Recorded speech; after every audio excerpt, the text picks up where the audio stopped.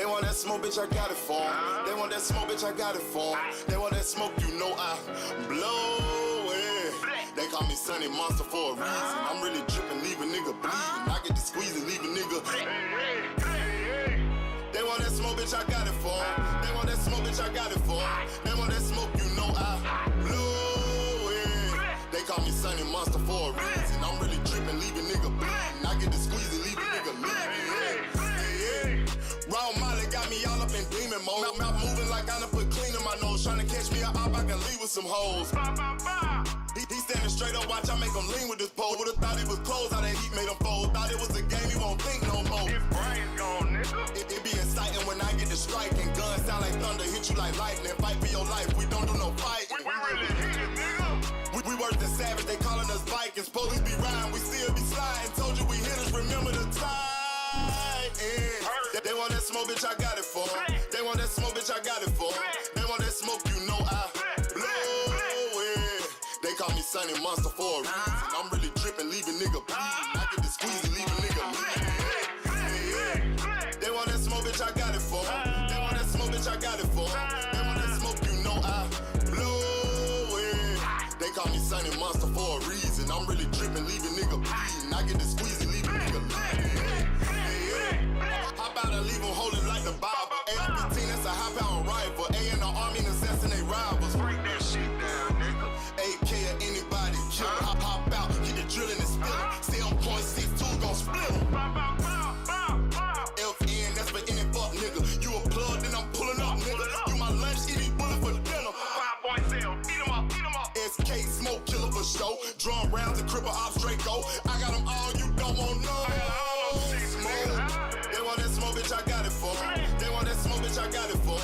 They want that smoke, you know I blow it. They call me Sunny Monster for a reason. I'm really dripping, leave a nigga bleeding. I get this pussy, leave a nigga bleeding. They want that smoke, bitch, I got it for 'em. They want that smoke, bitch, I got it for 'em. They want that smoke, you know I blow it. They call me Sunny Monster for a reason. I'm really dripping, leave a nigga bleeding. I get to squeeze and leave a nigga bleeding. Y'all know what the fuck going on around here, nigga. Y'all nigga keep talking about you want smoke. You can't catch me on some.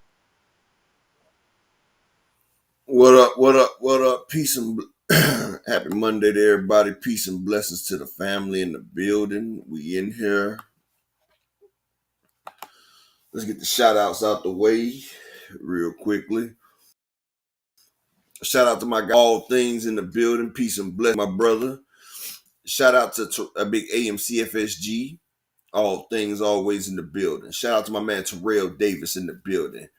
Opulent LDTV, salute King, peace and blessings. Lil Pup Willie in the building. Salute, salute. Courtney Thompson, peace and blessings to you, brother. Peace and blessings. Big Supreme, Fire Stick Gang in the building. Lee Jackson, salute King, peace and blessings to you. JTM, salute King, peace and blessings to you as well. Let's see.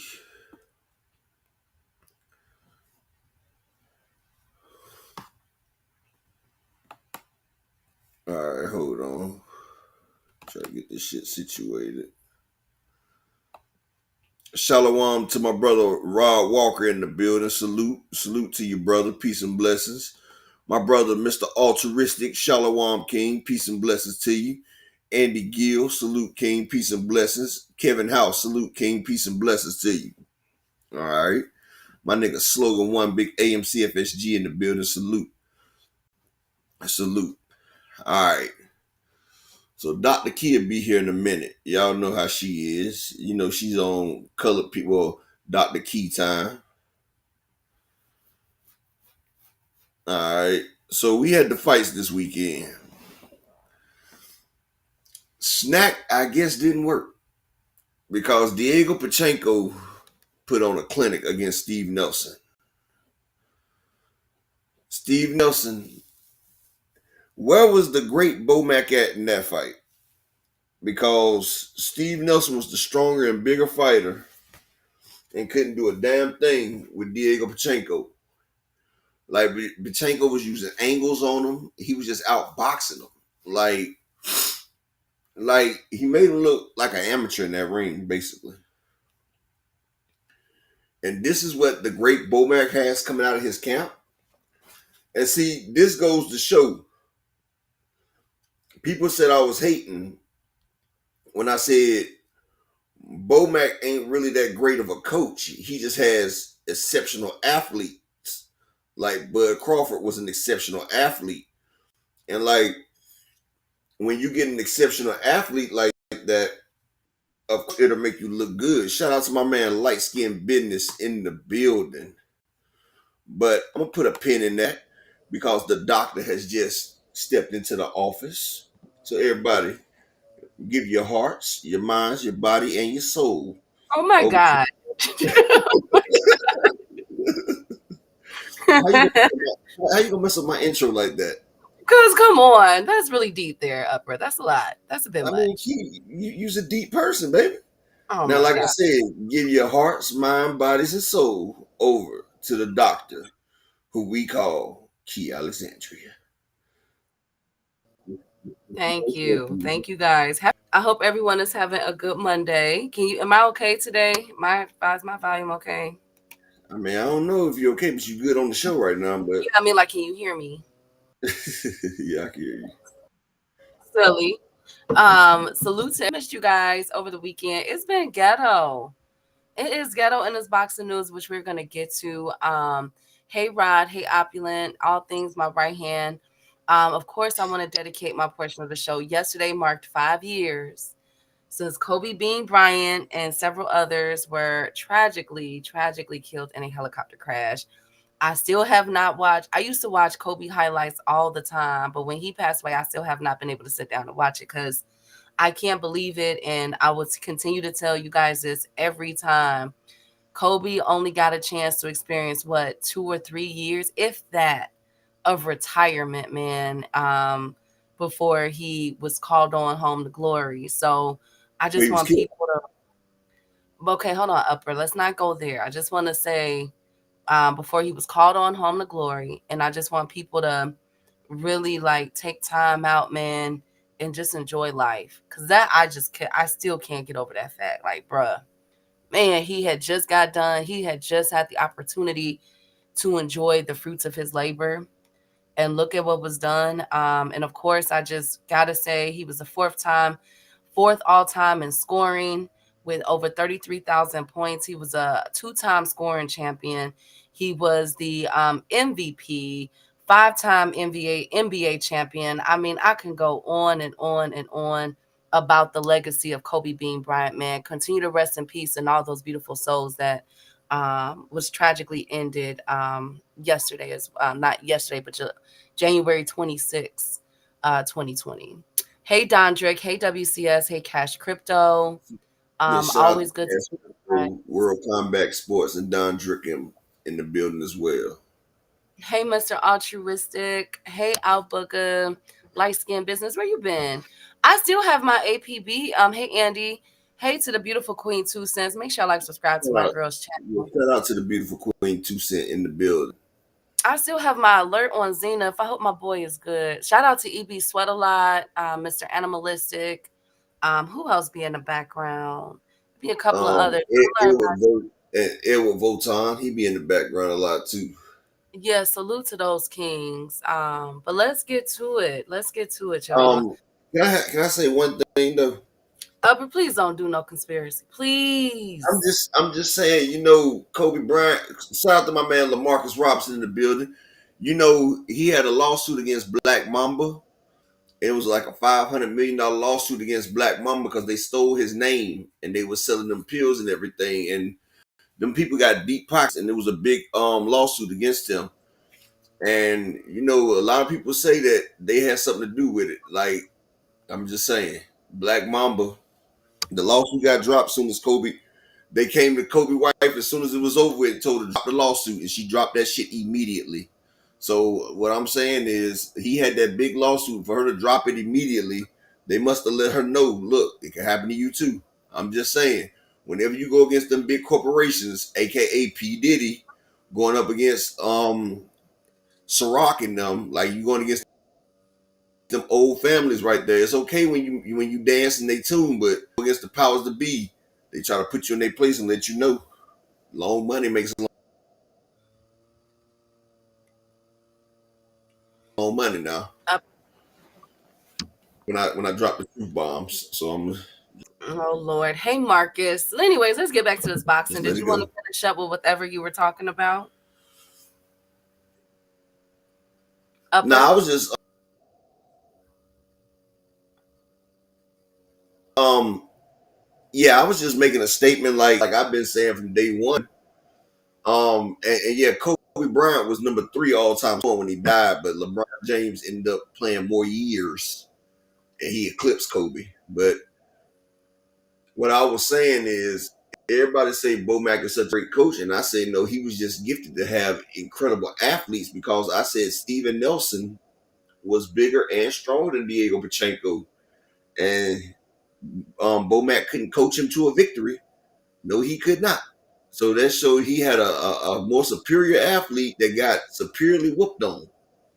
But I know you're gonna probably get to that in a little bit. I just had to get my musing out. Oh yeah, yeah, yep, yeah. We'll definitely get to that. Hey, Big Supreme, salute King.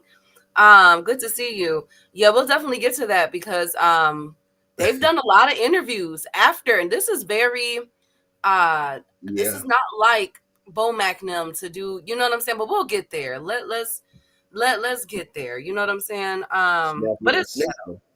Snack was not snacking that day. Oh my God. Anyways, you are funny. Okay, so let's get to the meat and potatoes of the show. We got some first of all, congratulations are in order for the King Davids, the Battle of the King Davids on Saturday. We are 6 days away, ladies and gentlemen. Are Yes, y'all ready? Are y'all ready? But congratulations are in I may not be ready, but I'm set out to hey, just do in the building. make sure y'all like subscribe to my boy Just Do channel. But so with I said that it was gonna go up to seven. I'm really willing. They said it was going to go up to $7 million gate. They're looking at over seven, possibly $8 million gate with this fight. Salute to the PBC and the Battle of the King Davids. Woo! That's an excellent gate. The pay per view is on par to do at least It's 250,000. salute to Yes. the emergence of a new star. I said salute to the emergence of a new star right now. We have been looking for the next new star, and now we have seen that the winner of this fight will be the new star right here because the funny thing about it, he only did 80,000 with Caleb Plant. No, he did 90,000 with Caleb Plant, 70,000 with Boo Boo. And this fight ain't even started and they already on gate. This is the fight that the people been waiting on right here. This is what we needed right here in boxing. This is the fight. And I'm ready. And salute my Absolutely. man Akello Nella in the building. Hey, Kilo. Oh, and also, More wise. people are making fun of Matchroom and the Zone because they're saying that that the Battle of the King Davids on Saturday and Tank Davis fight on March 1st has already eclipsed their 2024 projections of next. If you guys weren't here on Friday, we went down. Somebody somebody leaked Matchroom's financial projections. They are in the hole. Oh my goodness. Oh, I mean billions of 30, dollars. And yeah, 30. it looks like it yeah, they need a bailout. They need one of those Chase Bank US Bank bailouts of 2008. Okay. Salute y'all. Hey Vaughn. But here's the updated card for Battle of the King David. Y'all ready for this? Y'all, we're gonna be here all day. We're gonna be here all day, Saturday. We got B Figgy and Steve Foltz in part 2. Pitbull Cruz versus Angel Ferrero. Ooh, Jesus Ramos versus Jason Rosario. Marco Cuello versus Christian Beretta. Yoneli Hernandez versus Angel Ruiz. Jose Benavidez Jr. versus Danny Rosenberger. Daniel Blancas versus Juan Barajas. I think I'm saying that correctly. God, no. Carmel Moten, his opponent is yet to be announced, and then John Easter versus Joseph Aguilar. So we're gonna be there, all y'all. Just pop y'all some You know popcorn, get something? y'all food ready. It's a One lot thing of. I can say, he does make sure his big brother gets a fight every time, don't he? Mm-hmm. Every time you see a David Benavidez card, he makes sure Jose Jr. is on that card. I know, I know. So yeah, of course. So shout out to them. Shout out to the Benavides. Shout out to David Morrell, and most importantly, shout out to the PBC. I got you 2 cents. Milan, hey, that's why Eddie is treating Turkey like a sugar daddy. Milan, we see it now because No, good God Almighty. ain't no Milan. Eddie done basically said that Turkey can diddy him. Basically, because he said that told Turkey, I would do anything you want. I will clean your shoes. So basically, he was telling Turkey, if you want me to toot it up, I will. That was code for I'm ready to be diddied at the Diddy party by you, Oh my Turkey. God. I'm ready to hold your hand, Turkey. That's what he just said. Key, read between the lines, best friend. If you tell the man you do whatever you want, shine your shoes. That's saying if you tell me to become a woman, I will for you. That's exactly what he just did. Real people know what I'm talking about. You just don't tell another man that you gonna wipe the shit off his shoes and all that. You basically saying, look, you can knock my shit up. Never mind. Thank you. Y'all know what I'm Anyways, saying. Y'all know what I'm saying. Shout oh, out to and my man congrats. Brian the King Falcon. Hey Brian, the king of the chat. Salute King. Hey Desmond. Also congrats are Shout in out to order Des. to Philly. Shout out to Dean by any means and Frequent. Those are our Philly boys up in the building. Shout out to Uh, Cal Cool. yes. Hey Cal. Hey General.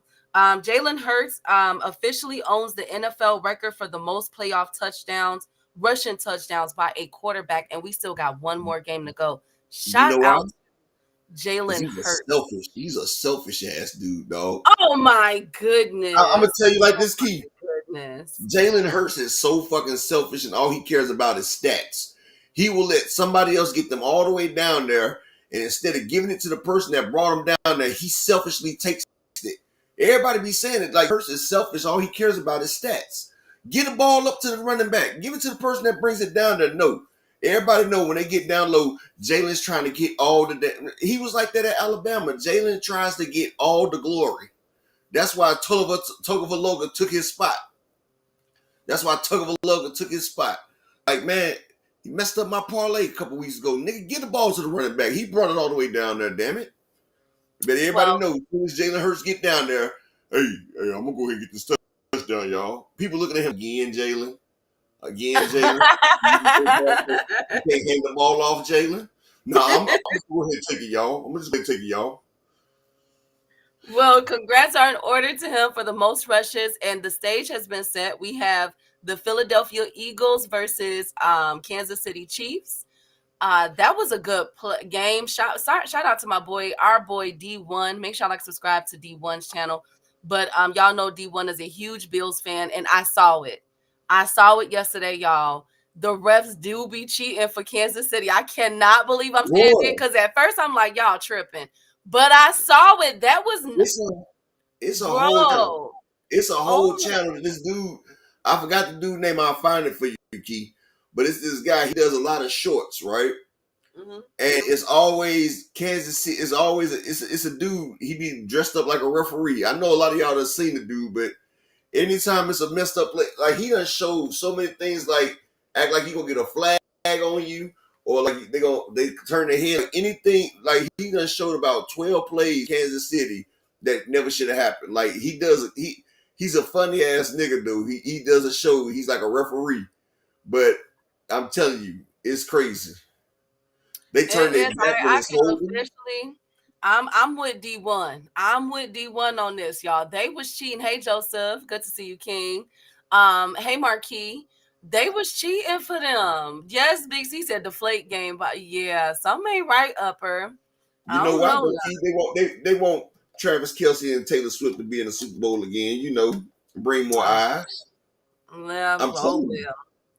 Hey GM posted the channel for the The Discord. yeah, the Discord, because I will be there Saturday. So I'll be on the Discord and everything. We're gonna have a blast Saturday because we've been waiting for Yes, this fight, we are, y'all. because this is David versus David on the Discord. Yes. But back to the boxing talk, because I could go on a whole spiel. I saw it though, D1. I'm with you, D1. Salute to the beautiful queen, Ashley's Corner. Make sure y'all like, subscribe to our girl Ashley's channel as well. Now Yes, let's get into it. Ashley's in the building. Let's get into it. So we had a couple of wow moments over She the was weekend.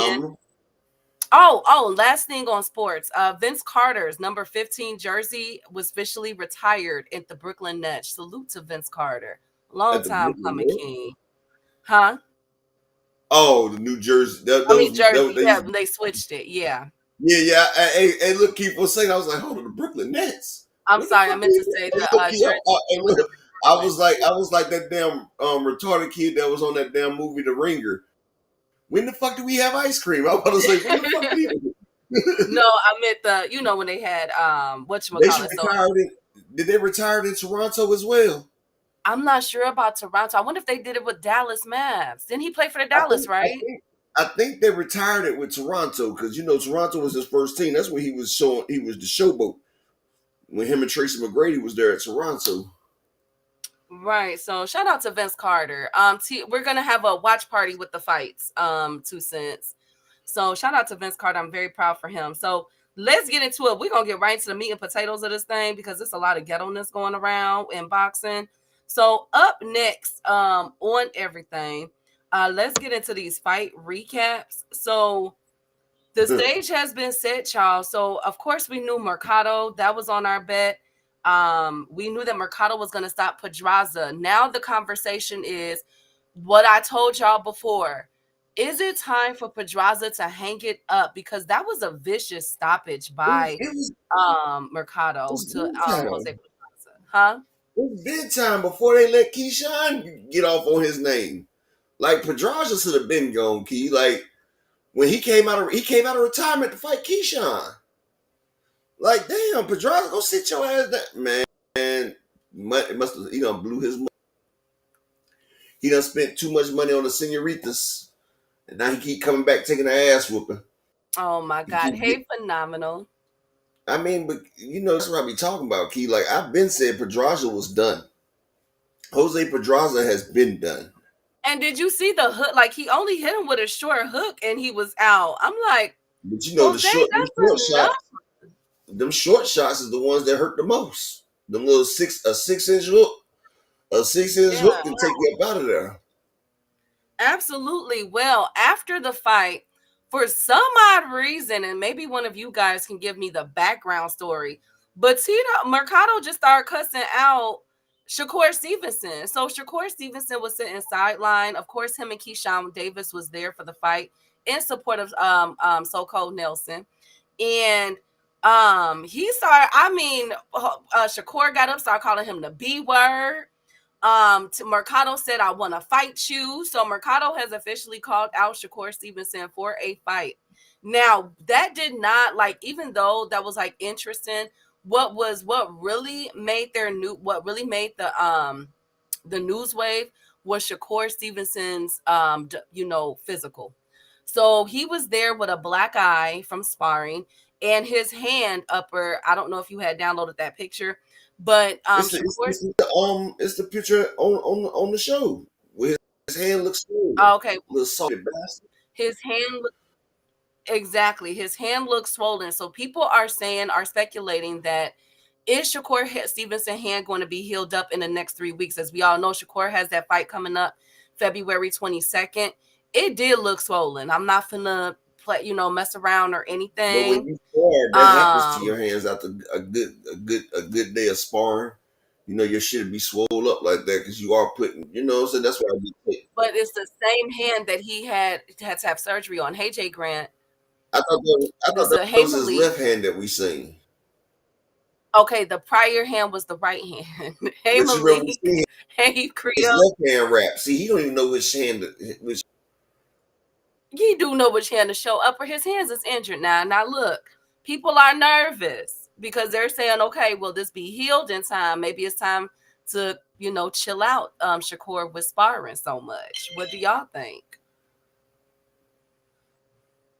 What do y'all think? I heard it was photoshopped. I don't know. Well, I mean, black eye it could have been Photoshop because I Photoshop saw the black because eye. it was on the TV. So how the hell is it Photoshop on the TV, bro?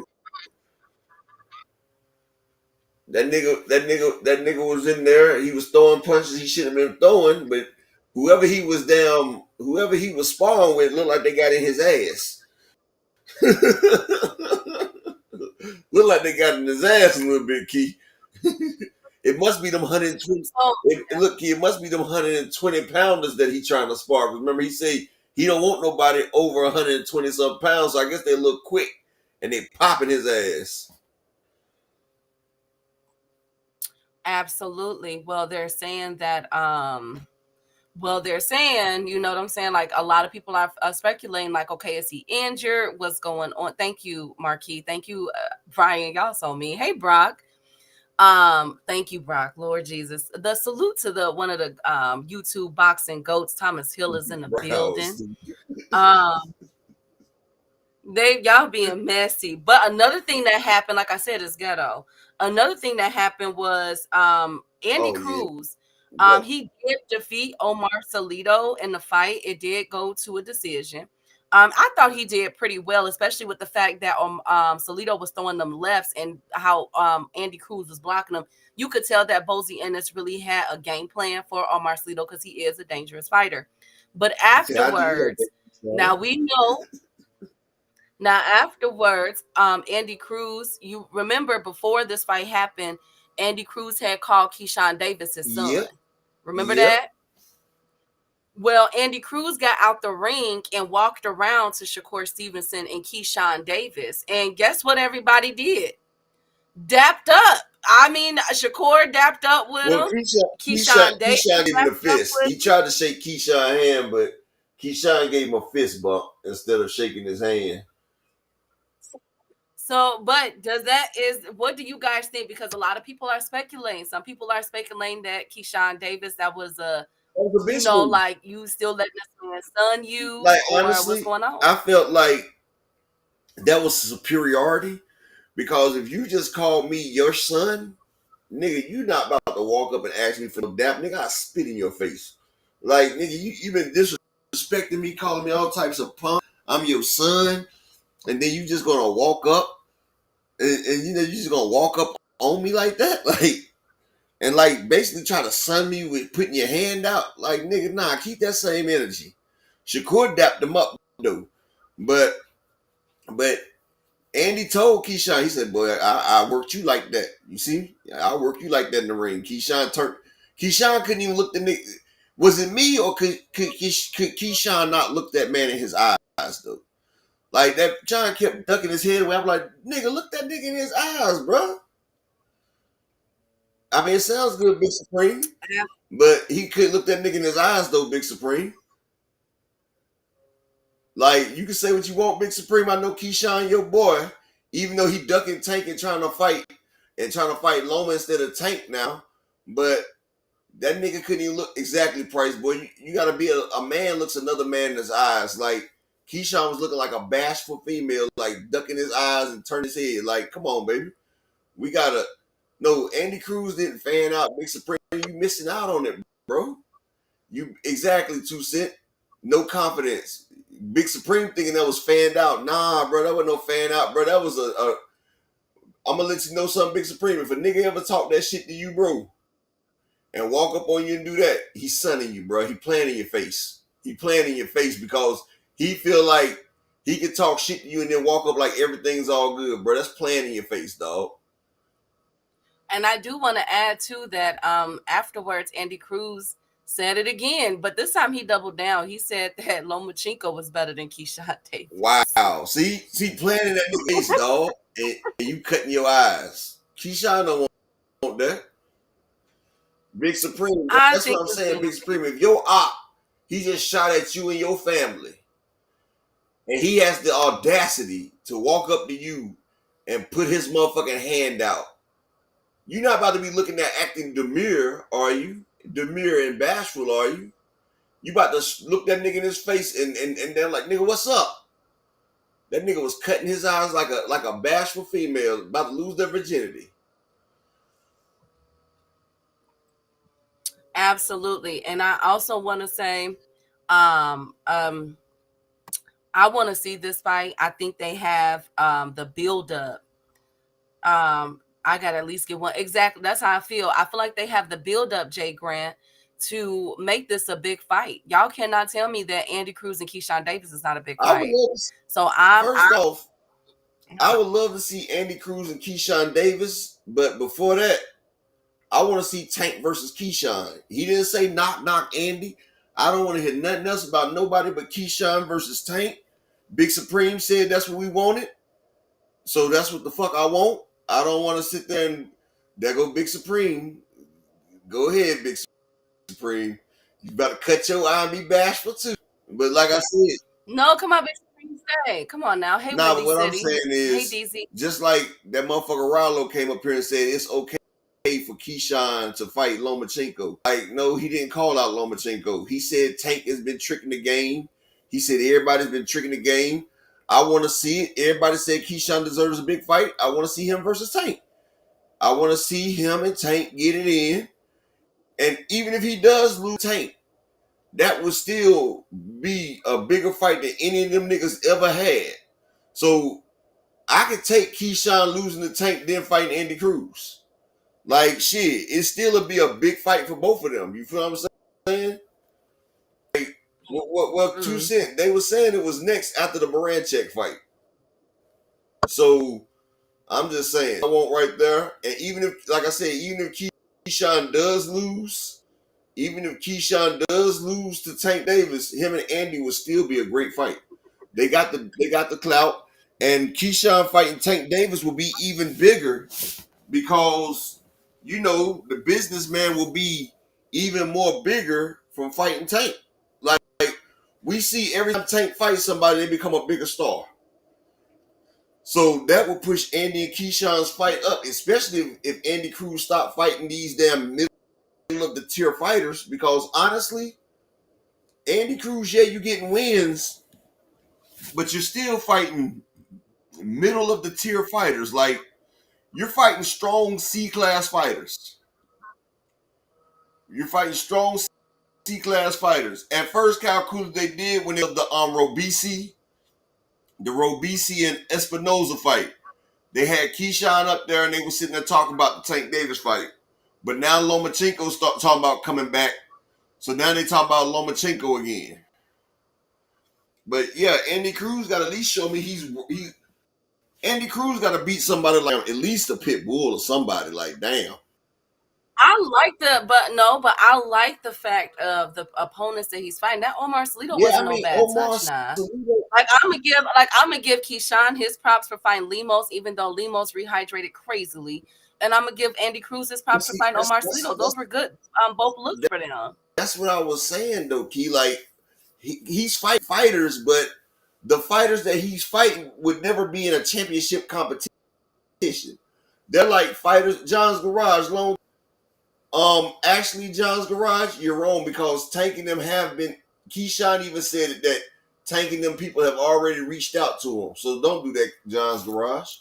Just like he sent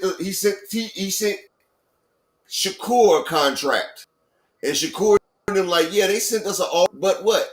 Y'all keep acting like Tank don't be sending them guys offers. Shakur wanted a multi-fight deal with PBC. PBC only offered him a one-fight deal for Tank. A one-fight deal for Tank. Actually, I didn't think he looked like Demolition Man, Big Supreme. I thought he looked like motherfucking Dennis Rodman on that damn movie with Shaquille O'Neal, that Double Take. What was the name of that movie? Oh my Double God, Impact. Lord Jesus. He looked like Dennis Rodman on Double Impact. I was like, is that Rodzilla's son? Oh my God. Y'all just thank you guys so much. Well, let's stay on this topic with this whole camp. Do I have to pull up Dennis Rodman's hairstyle on that movie Double Impact? No, please don't. Let it go. Let it go. Prior to that fight, Bomac was interviewed, and he made a statement on rehydration clause for the potential of a Canelo fight. And Bomac said that's some P word ish. That's some weak ish. Whoever fights with a rehydration clause, that's some P word stuff. But I do have to remind Bomac that it was it was Bud Crawford's idea to fight Canelo at a catchweight first. And then when Canelo said no, that's when he said that he'll rehydrate up. So because a lot of people felt like, you know, he was coming for Tank with that. But me, like, I've kept it consistent. I feel as though if you are it don't matter if you're 122 or 135 or whatever the case may be, you should stay in a certain weight parameter. I agree with what the IBF is cracking down on. And it appears that the WBC is starting to crack down on how much fighters can come in weighing. I do agree with that. Yes. Hey, Nine Ether. Hey, Tay. So, you know, it's getting a lot of, you know, some people are saying, come on, Bomac, you know, you cannot just rehydrate to crazy amounts. And some are saying, yeah, it is some P word stuff. Like, come in, as long as you make the weight, you should be able to rehydrate to whatever you want to Well, you know, rehydrate. they said Terrence Crawford rehydrated to 170 when he fought Madrimov. They said Terrence Crawford rehydrated to 170. And the thing is, exactly, Akello, Canelo is not budging not one iota against Bud, and that's what they're pissed off about. Pissed off because Canelo is not giving them an inch. He said, nah, this ain't Spence you dealing with this time, nigga. You want this? Yeah. GM stupid. Talking about Bomac hear something about weight loss and get angry. Yeah. But you know what's funny? The funny shit about it is you just fought at 154 and rehydrated up to 170. So are you saying that if you fight Canelo that you're going to be able to rehydrate big again? Like, come on, dude. You snacking up. But see, that shit's crazy as hell because, honestly, Canelo's not about to give y'all shit. You feel what I'm saying? And Slogan, you talking about a 400-pounder man. Womack was the only fighter who was under 5'6", super heavyweight. Do y'all know he was fighting at super heavyweight? That's over 300 pounds. He was in there with Butterbean. I showed y'all the video when Butterbean hit him with them 3 uppercuts like Big Macs. It was like, beep, beep, beep. Exactly. The first time Bud mentioned fight Canelo, they was talking about fighting at a catch weight. I know. Yep, I said that. Hey, Mr. Now, Altruistic. Hydration gloves? Like, damn.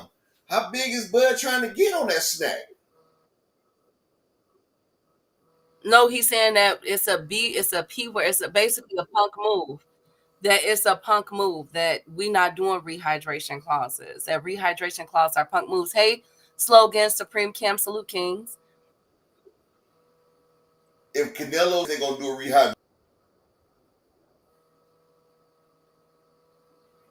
clause, they're going to do a motherfucking rehydration clause. Nigga, y'all almost on the same version as Hearns with motherfucking Turkey. If Canelo tell y'all black ass to jump, y'all better say, how high? Or you won't get that fight. You need Canelo. Canelo don't need y'all. And that's the funny thing about it. Earl didn't need them either, but Earl wanted that paycheck. Earl didn't realize he could have made that check with Thurman. You know, it is what it is. And hey, it's Monday. Can I get 5 people in the Cash App or the paper grind right now? Yeah, exactly, Crypto. They just saying that because they don't have no say-so. And John Garage don't come here with that bullshit today. But yeah, can I get 5 people in the Cash App or the PayPal to support the grind? Hey, Big Dog Willie. Okay, so upset of the Friday and Saturday card was the Stanley Wright over Jeremiah, or is it Jeremy or Jeremiah? I think it's Jeremiah. So John's Garage, you said Tank pulling up a dude for 130 that's not even top 10? You mean the champion at 130? You said the champion at 130, John's Garage? And are we talking about somebody pulling up somebody at 130? Did Shakur not pull up a guy by the name of Court the fuck out with his ass up in the air? Did he not just do that? Yeah, so bro, cut your bullshit, bro. You get put in time out, man. Stanley defeated Jeremiah. I was very upset because that Jeremiah was the favorite to win.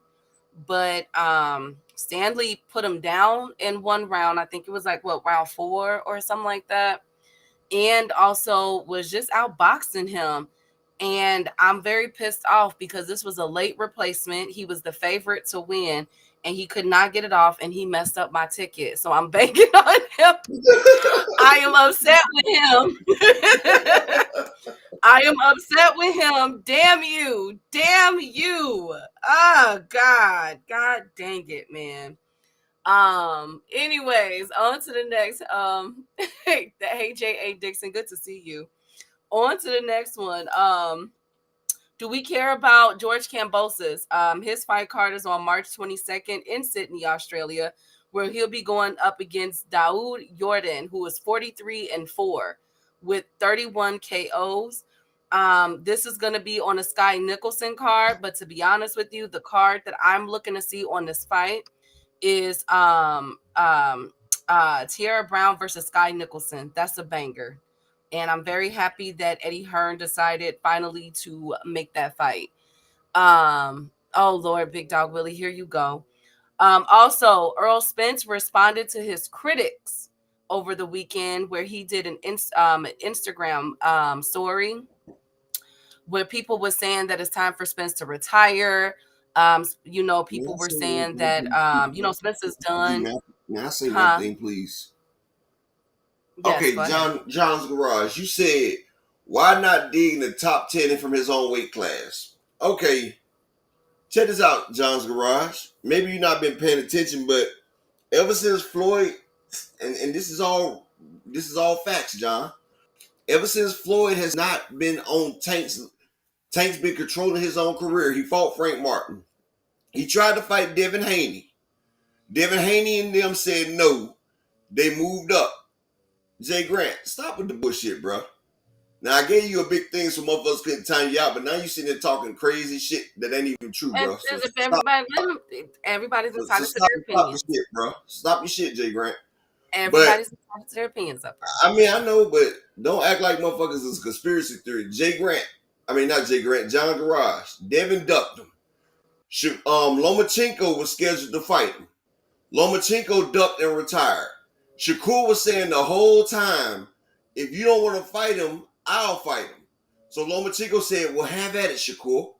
So then Shakur said, yeah, he sent me a contract, but what that mean? They wouldn't offer Shakur a multi-fight deal. The only thing they tried to do is give Shakur a one-fight contract with Tank. Shakur ducked and went to Eddie. Damn, who's hounding him out? Eddie. You guys, don't time out people. Eddie sat there and even... But everybody is entitled. He wasn't being disrespectful, though. Phenomenal. John, y'all don't time him out for his opinion, y'all. So Eddie... don't time him out for his opinion. As long as he's not disrespecting anybody. Well, I don't be timing people out unless they're trolling. Fake pages, Key. That's what I time. I've time out fake pages. I don't time out nobody else. I take pages. But, okay, Shakur ducked him. So that's Devin, that's Loma, that's Shakur. Edwin De Los Santos said his hand was messed up. So he ducked him. El Rayo said no. So the only person that was left was who? Lamont Roach. So who was the only person? Exactly. So the man tried to fight. Upper, you're going in and out, sir. The whole top, everybody that was a champion in his division. Let me switch devices. Okay, good. Hey, Emmanuel, good to see you. Hey, DZ. Benavidez Sr. is messing up the Checo career, talking about Canelo not fighting him because he's scared. We're going to get to that, too. Oh, God, there's a lot of ghetto-ness around that because the 168 division has officially opened up. Salute to the beautiful Queen Reina. Hey, girl. Let's not act like, oh, Lord Jesus, Creole. I get it. No, the people I'm not hammering down. It's just, when it comes to people, as long as they're not disrespecting the fam, the mods, or, you know what I'm saying, us up here, then we're good, y'all. Like, let them rock out, because everybody's entitled to their own opinion. Y'all know Tank is a very polarizing fighter right now. You know what I'm saying? A lot of people got a lot to say about Tank Davis and his fight choices. But I will, come up. I will say, people might be mad that he's fighting Lamont Roach, but they're already at a $7 million gate. And it's looking like they're gonna do over 250,000 pay-per-views. So not everybody is mad. That I can say. Not everybody is mad at Tank Davis. Big Dog Willie, come on now. Now I gave Shakur grace now. Now I could really go in on Can, Shakur, Big Dog can you Willie. can you hear me, Key? I get it, General. Yes, I can hear you. Okay, I ain't giving Shakur shit, but this damn work that he deserves because the man ducked. But like I was saying, John's Garage, the man Devin Haney ducked Tank. When he tried to do it, Espinoza even put it on blast. I even talked to Bill on Fanon show and caught him in a lie. Yes, they had a chance to fight Tank when he first came home. They chose to fight Regis Prograis. He tried to fight Lomachenko, John's Garage. Lomachenko said, fuck that, retire. Everybody wanted to fight Tank Davis until after Frank Martin got smashed. But everybody was sitting there saying that Tank won't fight a top person in his division. Frank Martin was the number one contender, and he was his mandatory, John's Garage. So he fought Frank Martin, who everybody said Tank wouldn't fight a slick black fighter.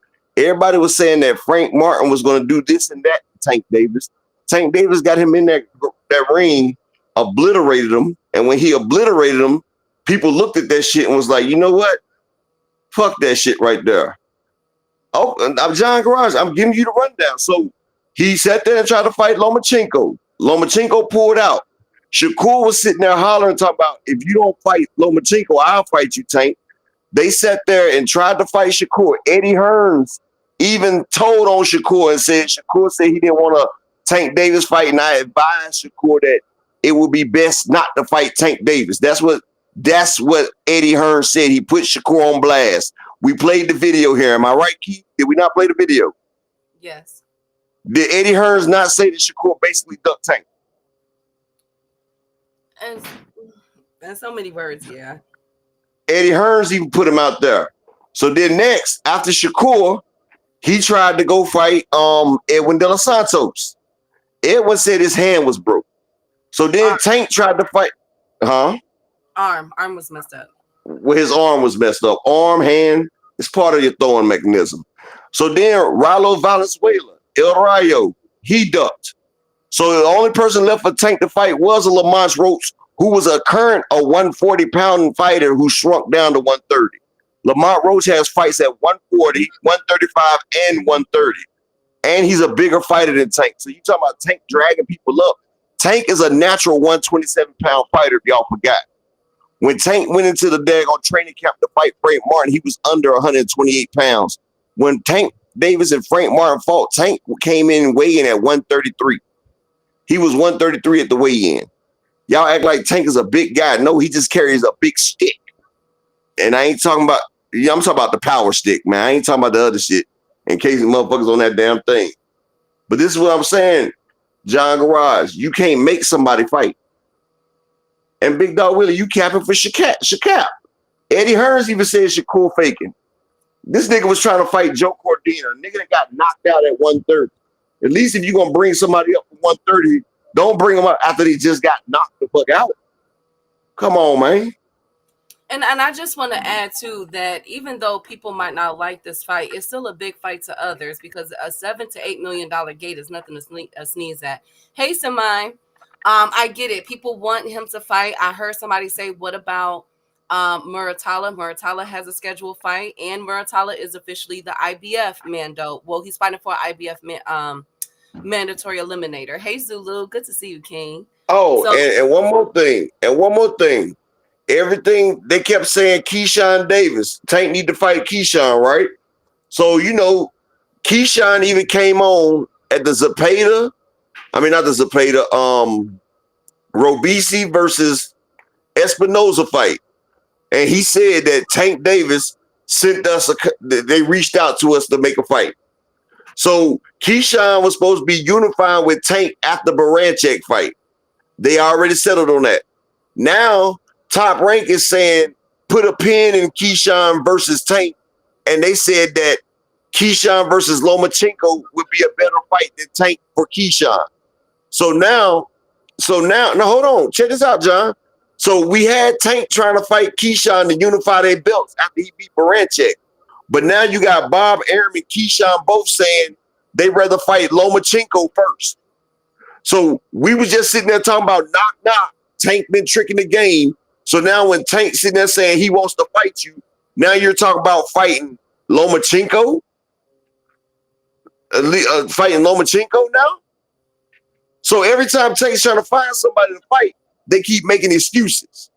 Like, you can't force people to fight. If niggas scared, they scared. And see, this the thing right here. No, the IBF ain't vacant at Kello because Lomachenko still has it. He has until October. But like I said, I need shout out to my man Ant McQueen in the building. Yeah, Emmanuel Carter. We didn't make the Super Bowl this year, but we'll make it next year. But I need 5 people to support the grind, either in the Cash App or the PayPal. Support the grind for the day. And all boxers are prize fighters. And you know something? Y'all talk about legacy. Every boxer says they want legacy until that paycheck come up. I've seen all these fighters turn down legacy for paychecks. No, Jay Grant. Kiki said that he wanted Tank, and then he changed his mind. Well, we'll keep an eye on that because I also told you guys that Keyshawn did an interview with Mill City Boxing about 2 weeks ago. And he said out of his mouth that he was 144 and that he can go up to 147 to fight. So I got an eye on that Keyshawn Davis fight as well. Speaking of, let's keep this in a realm. KO did a really good video over the weekend about Shakur Stevenson and the Avengers. Shakur Stevenson posted a picture of him sparring with none other than Floyd Mayweather over the weekend, and also Terrence Crawford, and everybody was looking as they sparred, as they got it on inside the ring. So the question is Floyd getting Shakur Stevenson ready for Tank Davis? John, are you slow? I just sat there and explained the whole situation to you, and you still saying the same. Are you slow? No, is he fucking slow? No, come on. Slow? You can't. You talking about A-side is making a lot of reasons. A-side can't make a B-side get in the ring, dude. Upper. So, anyways, you guys. Boy, these blue blood niggas are slow as shit, boy. I tell you. So, shout out to John Garage. He's entitled to his opinion, but let's get on this conversation, Upper. So they like an asshole. Everybody got one.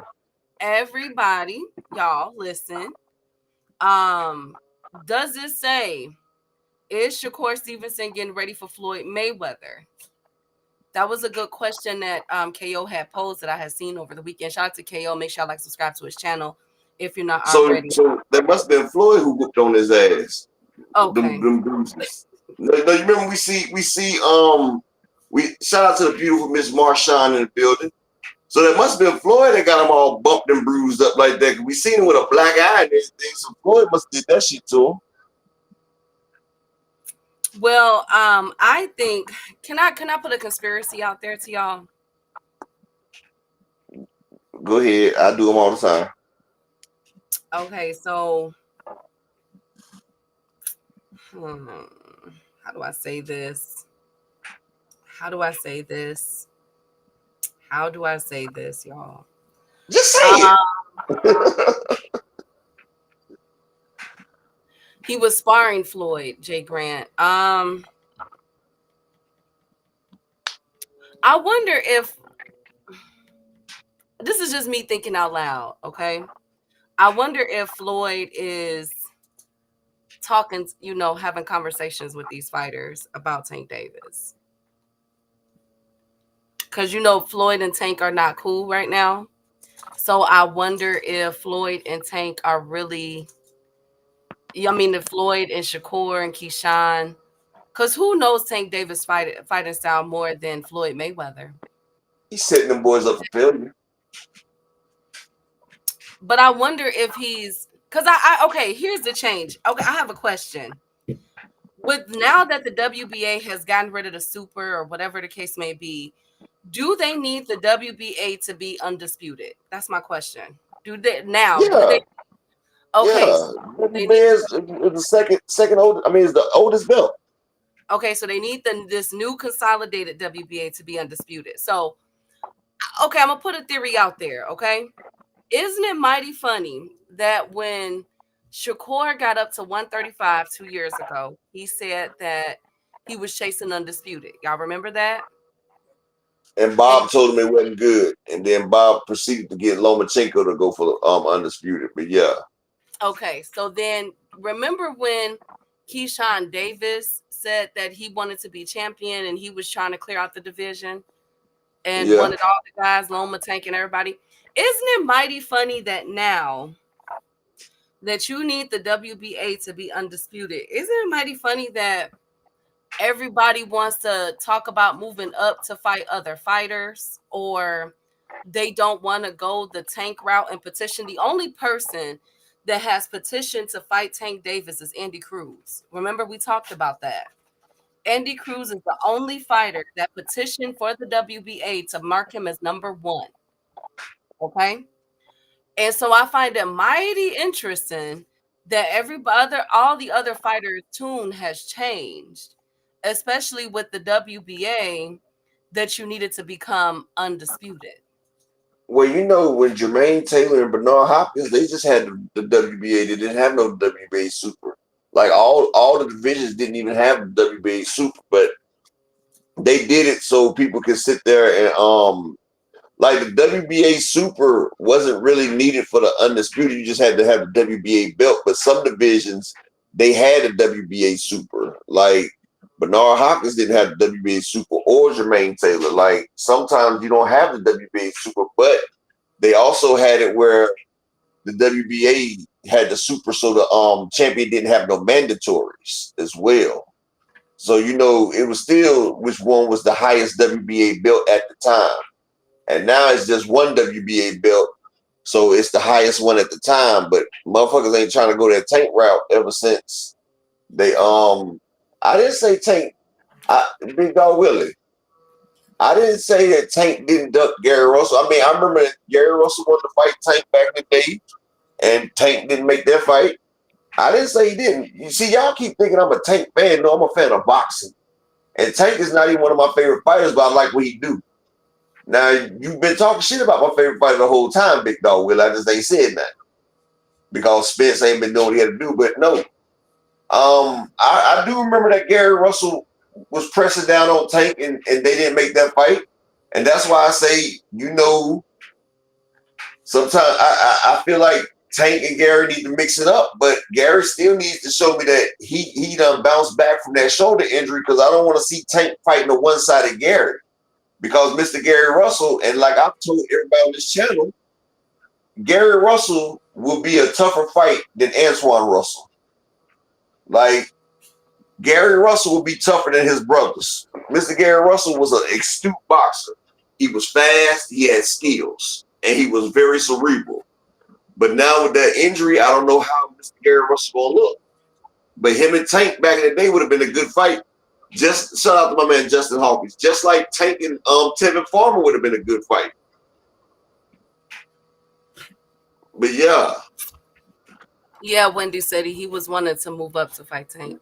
And Big Supreme, he did. I don't know if you had saw the news, but Andy Cruz, they had petitioned I hope not. to become. I read here. I have read it on here. They petitioned to become the number one or the mandatory for the WBA. That was a few weeks ago. I had read the article. So and that's why they were fight. That's why he had to win this Omar Salido fight. Now that he can go to the WBA and make that. So let's see. Wouldn't unifying the WBO and IBF belts benefit Keyshawn more than it would harm? Okay, but think about the belts that you're naming. Those are all under Top Rank. Y'all know how Bob get down. Bob is going to want to keep those belts and make in-house fights before he would venture out. That's why Loma was at the end of his ropes. So of course Bob like, go ahead and get Loma. Yeah. You feel me? But with Keyshawn, because the people that he's building up is Keyshawn, What's my boy name? Muratala, What's his name, y'all? Not Muratala. Young dude Abdullah, knocking people out. Abdullah. Abdullah. Building up Keyshawn, Yeah, Abdullah, he a trying to little bit cash. of Yeah, he Muratala. trying to cash out Loma because Loma's at the end of it. Like honestly, but that's why. And Tito. Lord Jesus, he Yeah, finna he trying cash to the hell cash out of Tio Tito. out.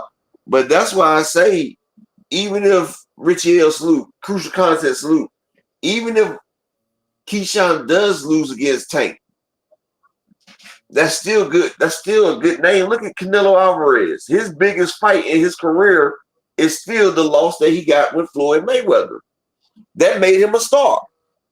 And if Keyshawn gets in there and he does what he says he's gonna do with Tank, okay, that's the problem. That's gonna boost him up. But see, I also showed y'all a video of Keyshawn when him and Tank spar. And when he said Tank hurt me twice and Tank turned me into a defensive fighter and I couldn't get off. And that was in headgear and 16-ounce gloves. So Keyshawn really know what the damn smoke's about. But this is another thing. Why ain't nobody trying to fight Frank Martin?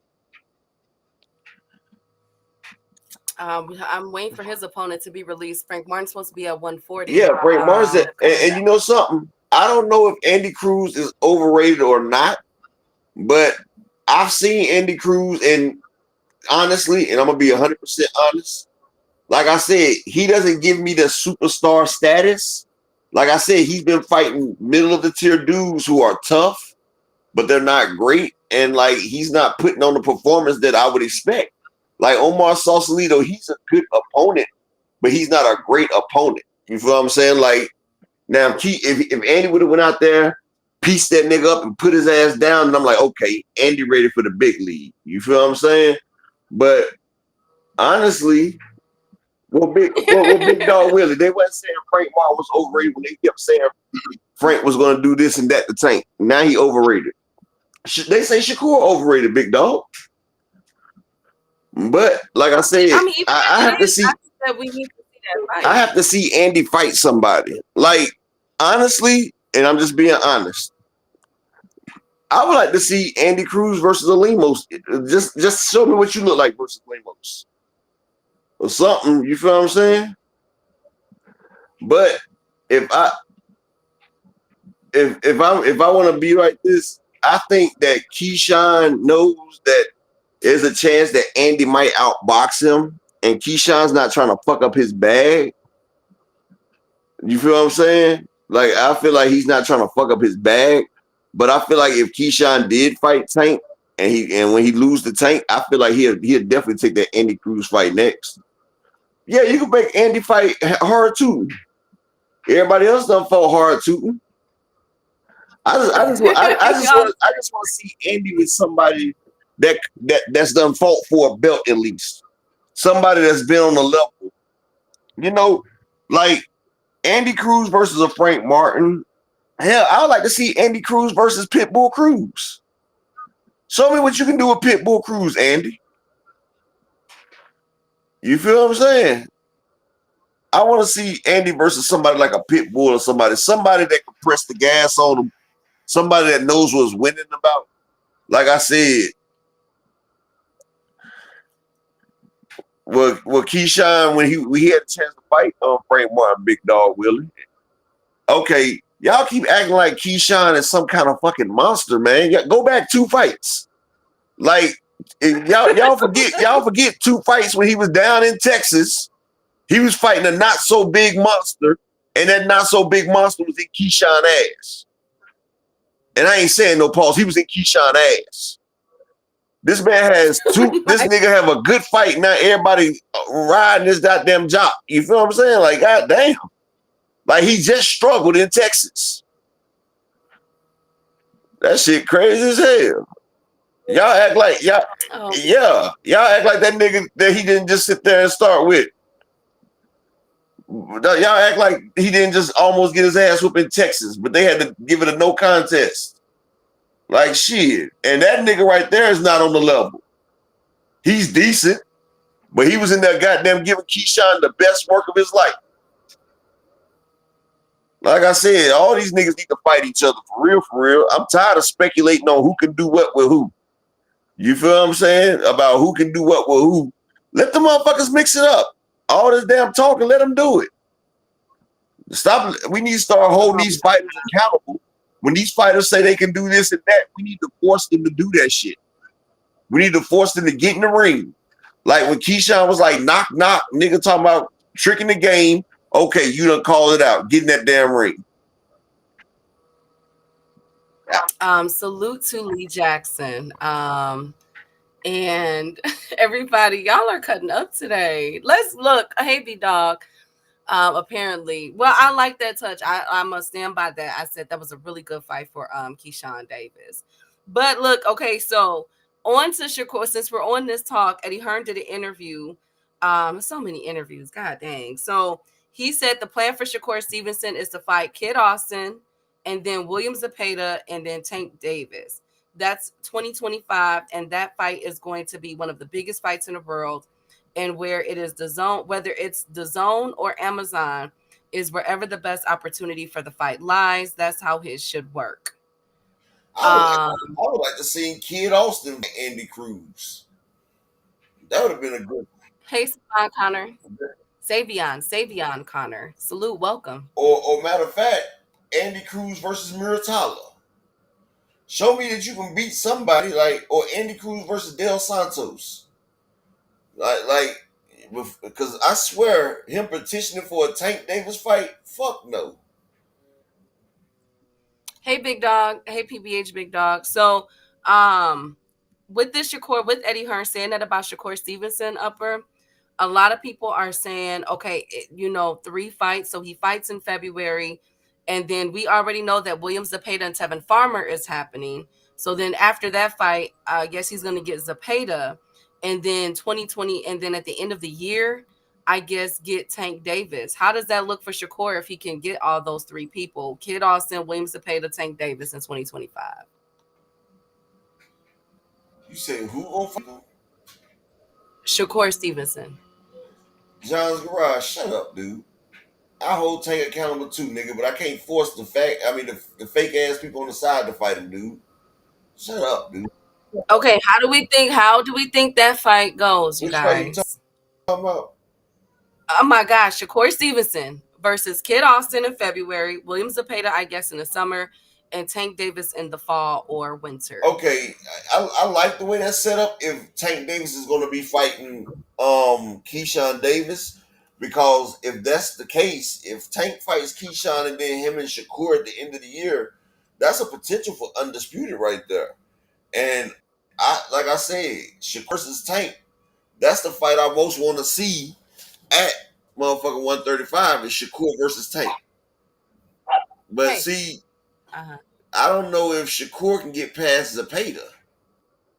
Like Zepeda is a joke, bro. I don't think he's fighting Zepeda. I wanted Tank versus Zepeda because I feel like Zepeda beats Shakur. So if Shakur does fight Zepeda and he beats him, then Shakur got my respect right there. If he beats Zepeda, he got my. If he gets in the ring with Zepeda, he got my respect. I'm gonna say it like that. But I don't know how they predicting shit like that because after Shakur fights this Kid Austin, he's not gonna want to get in the ring for about 6 months. So I don't know how I don't think Shakur gonna get 3 fights this year because this Kid Austin fight is gonna be grueling. Like I already know because they're pulling out all the stops, and Shakur can't just stop this nigga, dog. He just can't put this nigga down. So, Big Dog Willie, you crazy as hell. You think Zepeda's garbage? All right, Big Dog just talking now. I see. All right. Like I said, I don't think Zepeda loses to Shakur. Zepeda throws 1,500 punches. All he has to do is land 10% of his shots to Shakur's body, and Shakur's done. Shakur was gassed out from one shot to the body from Valdez. Zepeda hits harder than Valdez. De Los Santos hit Shakur in the 2nd round, and Shakur, he disengaged. He disengaged for the rest of the fight. And Windy City, I think the new Tevin Farmer, we can bet on it then, Kawhi. But I think the new Tevin Farmer is the damn worst motherfucker for anybody to go up against right now. because the new Tevin Farmer, he's always been a defensive fighter, but now Tevin Farmer has came back with power. Tevin Farmer went from 16% knockout rating to the last 5 fights. He's done dropped all his opponents in the last 5 fights. This man has came back with power. He's on a 66% knockout percentage. The nigga knocked out a guy in the first round through the high guard, through the man's block. Tevin Farmer has some power. He puts Zapata on his ass. Like, Tevin Farmer is hitting with power now. I don't know where that shit came from. I don't know which supplement he's on, but Bill Haney, you need to holler at Tevin Farmer, holler at his supplier, because that shit got soft ass Tevin Farmer knocking shit out. So imagine what it can do for Devin Haney. Because anybody that knows Tevin Farmer was not a puncher. Now Tevin Farmer's coming to clean your fucking clock. He's trying to clean your colon quicker than some damn motherfucking KO pet tape. Tevin Farmer is coming through. Yes, I see the improvement. He got the eye of the tiger now, bro. This nigga really got the eye of the motherfucking tiger. Tevin Farmer, he done got that glow. And he got the eye of the fucking tiger, and Tevin Farmer has been coming back. I would love to see Tank versus the new Tevin Farmer, honestly. Tevin Farmer versus Tank might be the best motherfucking fight in motherfucking damn 135 right now. Because Tevin Farmer is landing shit, dog. He is, man, Tevin Farmer, like I said, he knocked nigga out through a high guard, bro. He said, Calcula said baby girl gave Tim the pop. Oh my God. Oh my goodness. Thank you guys. Hey, well, speaking of, but one thing I need to say though, I need 5 people to support the grind. Just 5. Either PayPal or the Cash App. Support the grind for the day. We need 5 people to support the grind. Can we get 5 in the Cash App or the PayPal to support the channel? But yeah, that shit. Tevin Farmer has came with power. He didn't. No, Big Dog Willie. Tank didn't duck him. They fought at the mall, and Farmer said, "To hell with it." Hey, I was kind of mad about that situation right there.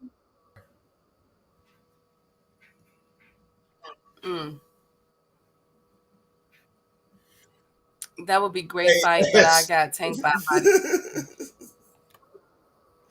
my God, that's alleged. Y'all don't be feeding into uppers conspiracy theories with these PEDs. Nah, that nigga owns some shit. Tevin Farmer is the one that called out William Zapata and Golden Boy and Turkey now for not having PED testing for that fight. He said it after the fight. He said that shit after the fight. Yes. Look, Tevin Farmer, you know why he said that? No, you know why Tevin Farmer said that? To get the blame off of him. So you can get some conspiracy off of him. Because guess what? Tevin Farmer even said it himself. He sat there and said it himself.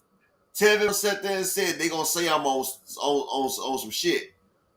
Why would somebody say that about your boxing ability, Tevin Farmer? Like, that's not the first thing a boxer will say.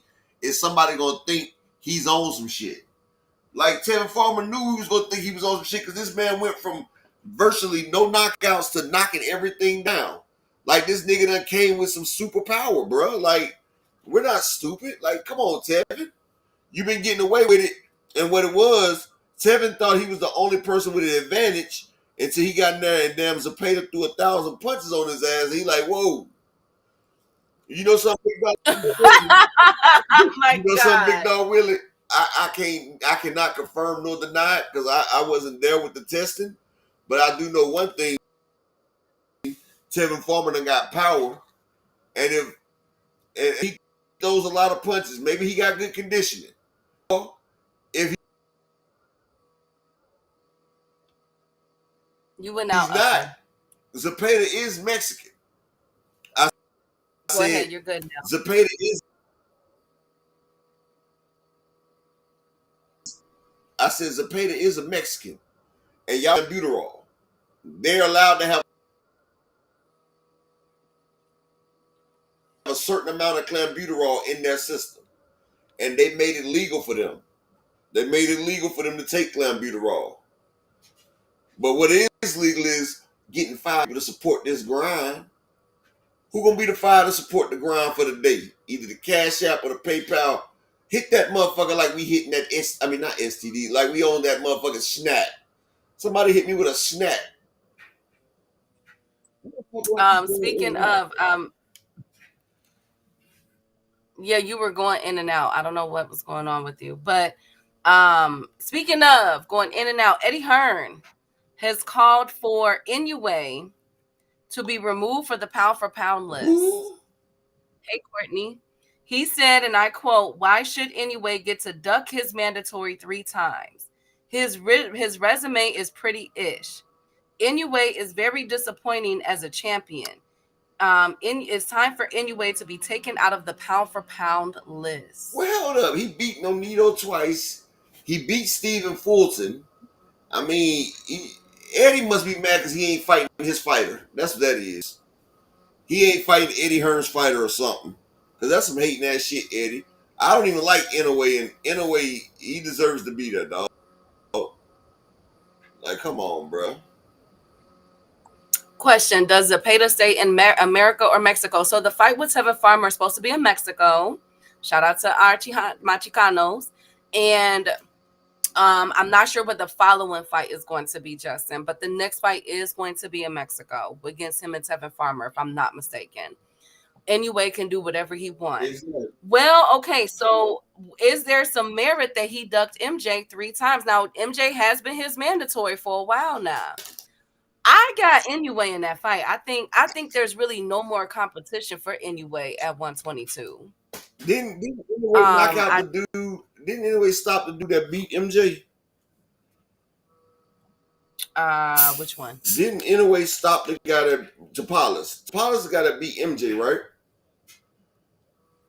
Tell MJ to run it back with Tapalas first, and if he beats Tapalas, then he can fight Inoue. How about that?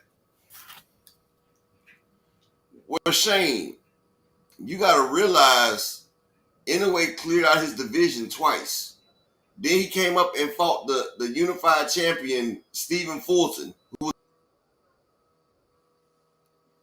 was a pound for pound fighter. He made Stephen Fulton look like Stephen Fulton didn't deserve. So that was his first time fighting a black man, and he whooped that black man bad. His first time fighting, sparring, or whatever with a black man, he went 1-0, and he did that shit.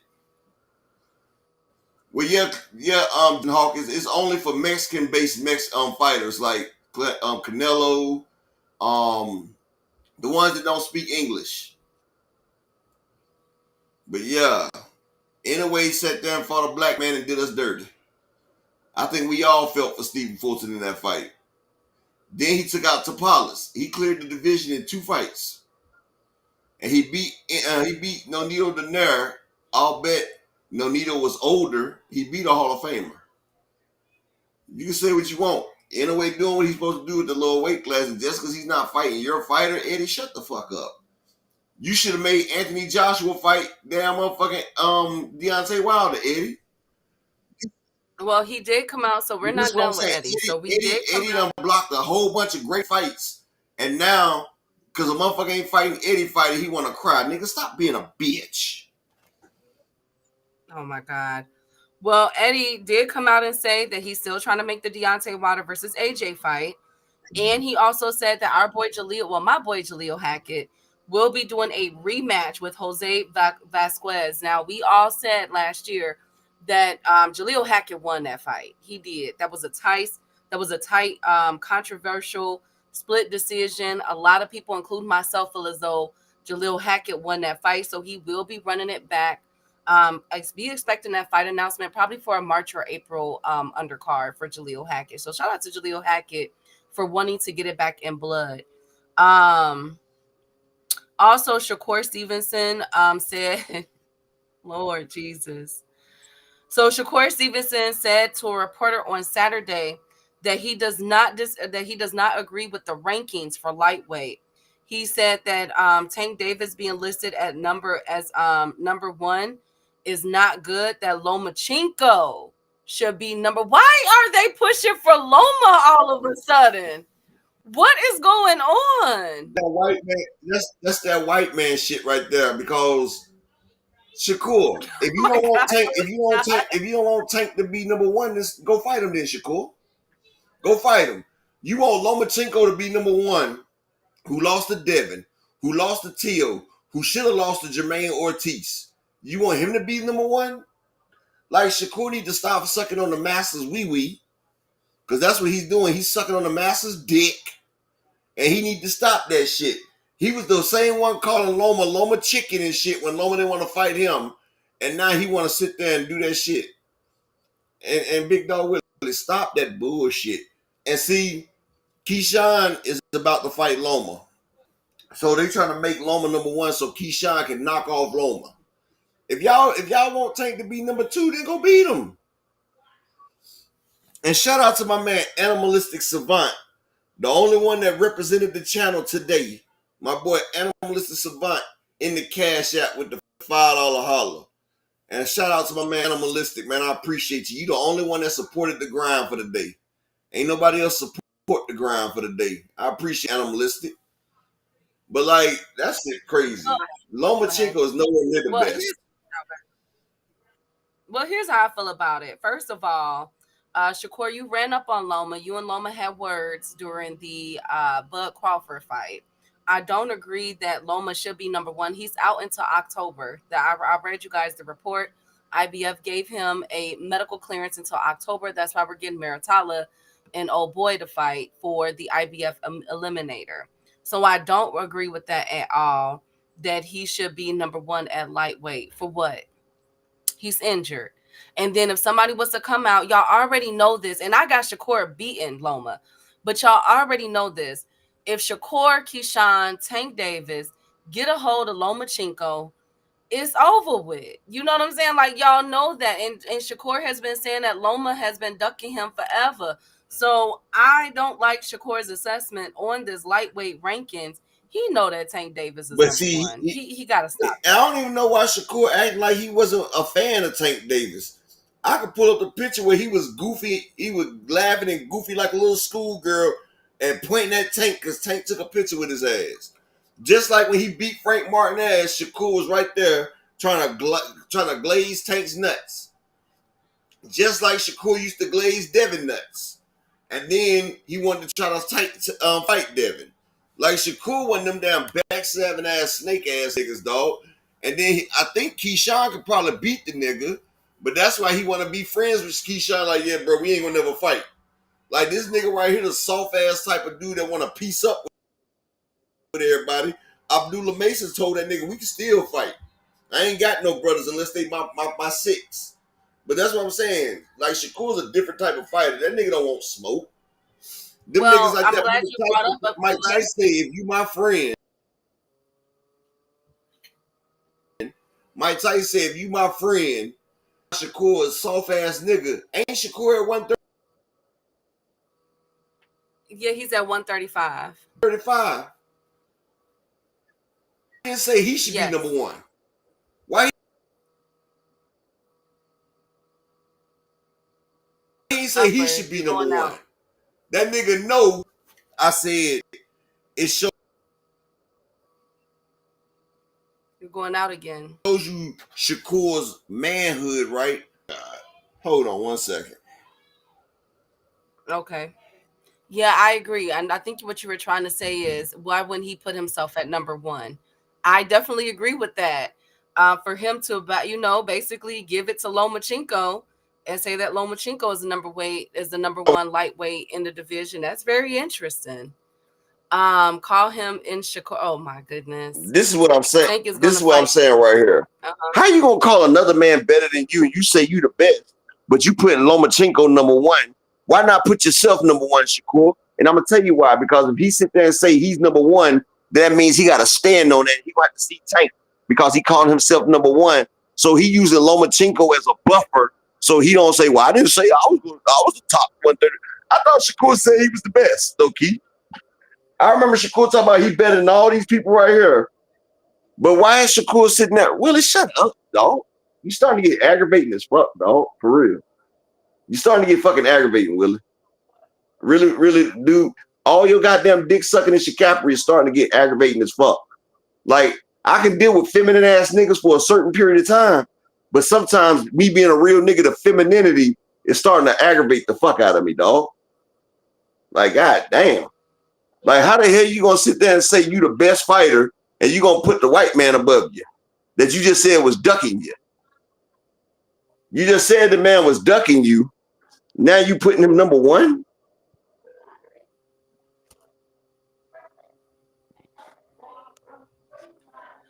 Shout out to Big Dog Willie. Everybody's opinions is welcome over here. I don't think he is doing that. I think that, you know, Big Dog Willie's just taking up for his fighter. Hey, J Boxing. These Good to see these you. niggas got more faith in their fighters than their fighters got in themselves. Like, how the hell Shakur gonna put Lomachenko number one? I would have respected Shakur if he would have said, nigga, I'm number one. I'm number motherfucking one. You feel me? Okay, a shout out to Big Dog Willie. Okay, y'all got to stop that.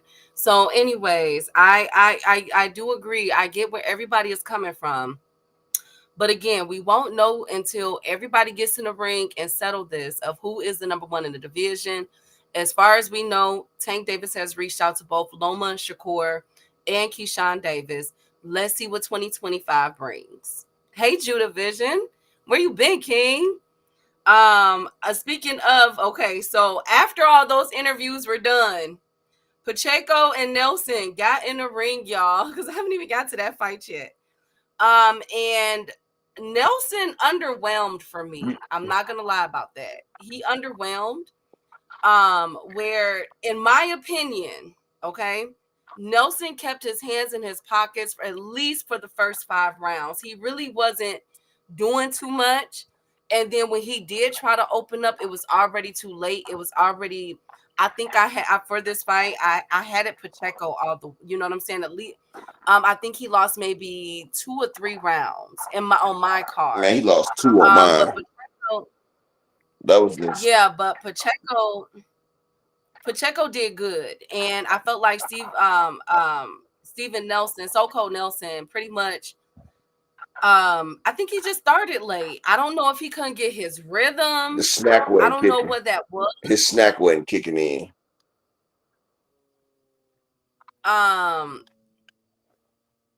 Hey Delay, good to see you. Welcome. Hey Snoopy, good to see you.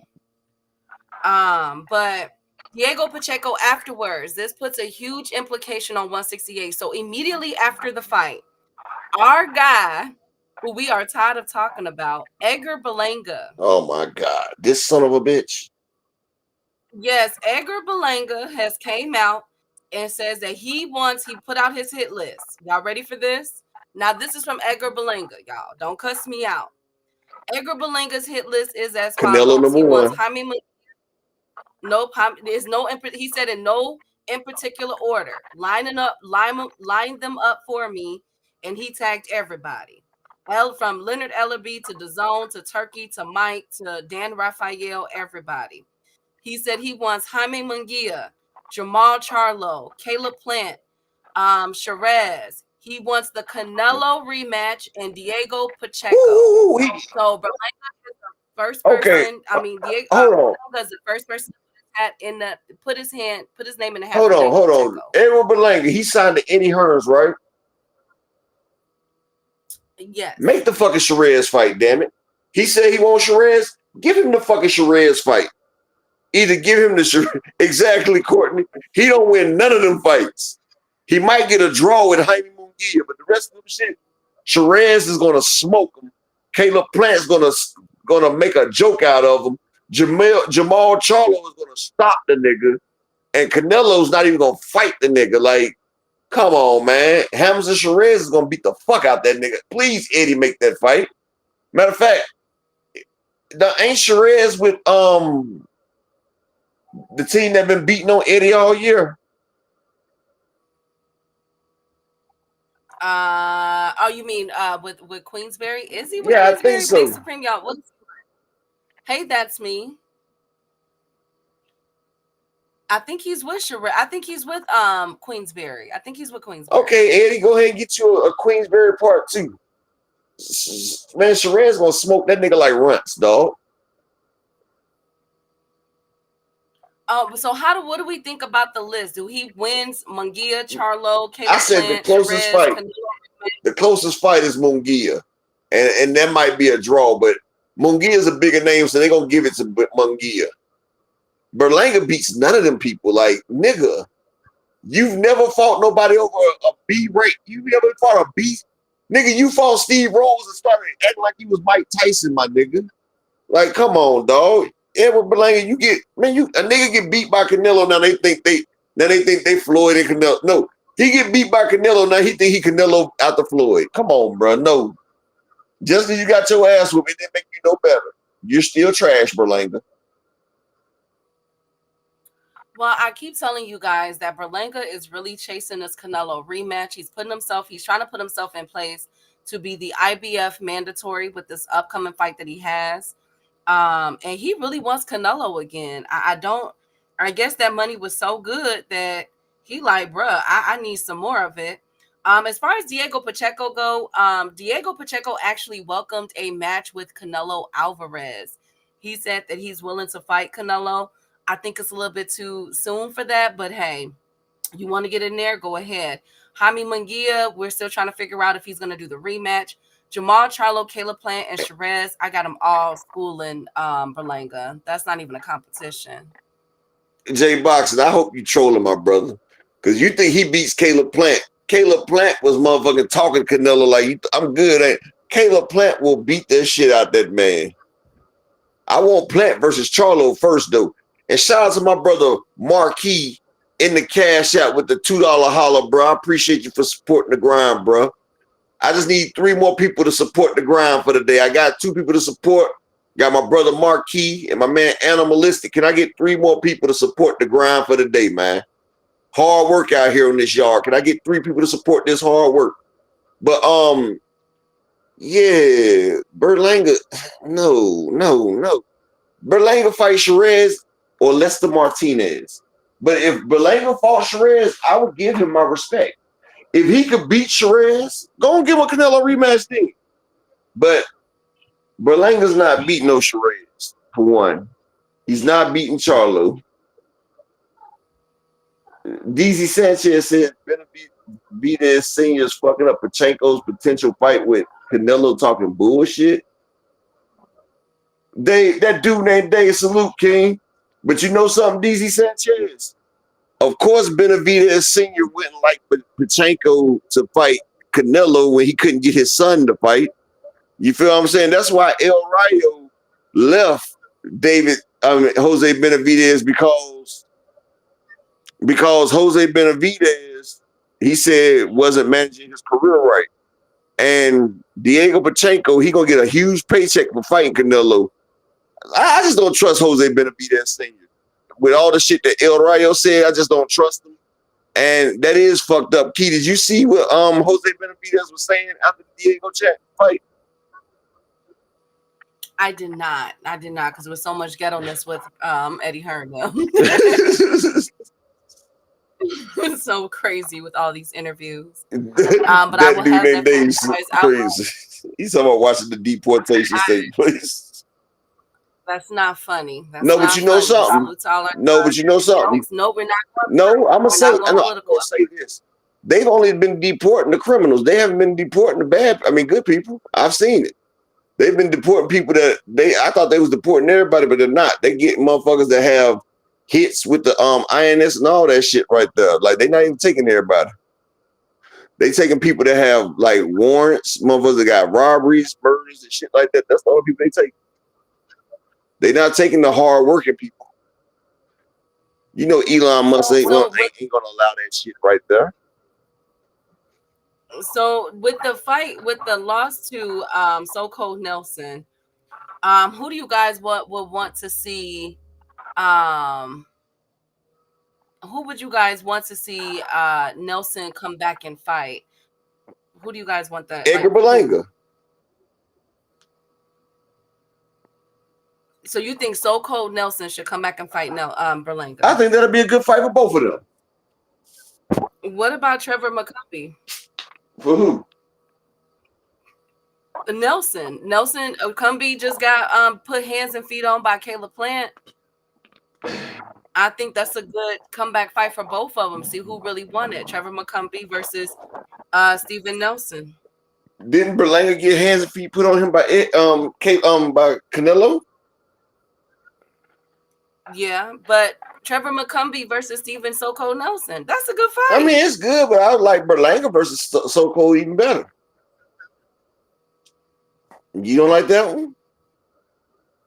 No, I don't like that one. I would like Caleb Plant versus Berlanga because that build up is going to be immaculate. Both of them talk too much, and they already got a history. Wasn't that was Canelo, that was Plant that Berlanga was talking shit to. Canelo said, "Don't worry, I'm gonna pop him." Yeah, oh yeah, exactly. yeah. I like. I think that'll be a way better build up. That's a good fight right there. Hey, Miss Joette, salute Queen. Salute to the beautiful Queen, Miss Joette. So I'm gonna keep my eye on it. As far as Steven So Nelson go, he got a couple of people that has lost already. I mean, even Steven So Nelson versus Munguia. Munguia's coming off of a loss. If he gets in a win, they both need to get back in the win column to put that 168 because the person that's quietly waiting that they keep losing these fights is Billy. And Billy is still sitting in the cut, waiting for his turn. So, and I would like to see any of them boys against Billy because he just got that fighting style. I like Billy's fighting style. Nelson looked like he can cook some fire ribs. Thank you, Big Supreme. Thank you, guys. Trevor stops Nelson. Ooh, okay. All right, I gotta see it. I gotta see all these fights. I'm so old, Nelson. Thank you, J Boxing. Thank you guys so much. Y'all are irritating. Now is also Bam Rodriguez could be possibly facing allegedly Puma Martinez. So Eddie Hearn said that he came out and spoke to them. They're looking to make that fight for a May card. So we could possibly be seeing Jesse Bam Rodriguez versus Puma Martinez in May. Let's see how that goes. I'm with the crowd because when that was announced, people were saying that they want Bam Rodriguez to get in there with some good, better competition. I want to see Bam Rodriguez against all those guys. Hey, and shout out to my nigga Big Carlton in the Cash App with the $2 holler, man. Appreciate you, King. Shout out to my brother Carlton that came through, supported the ground with the $2 holler. Appreciate you, brother. Thank you for supporting the channel.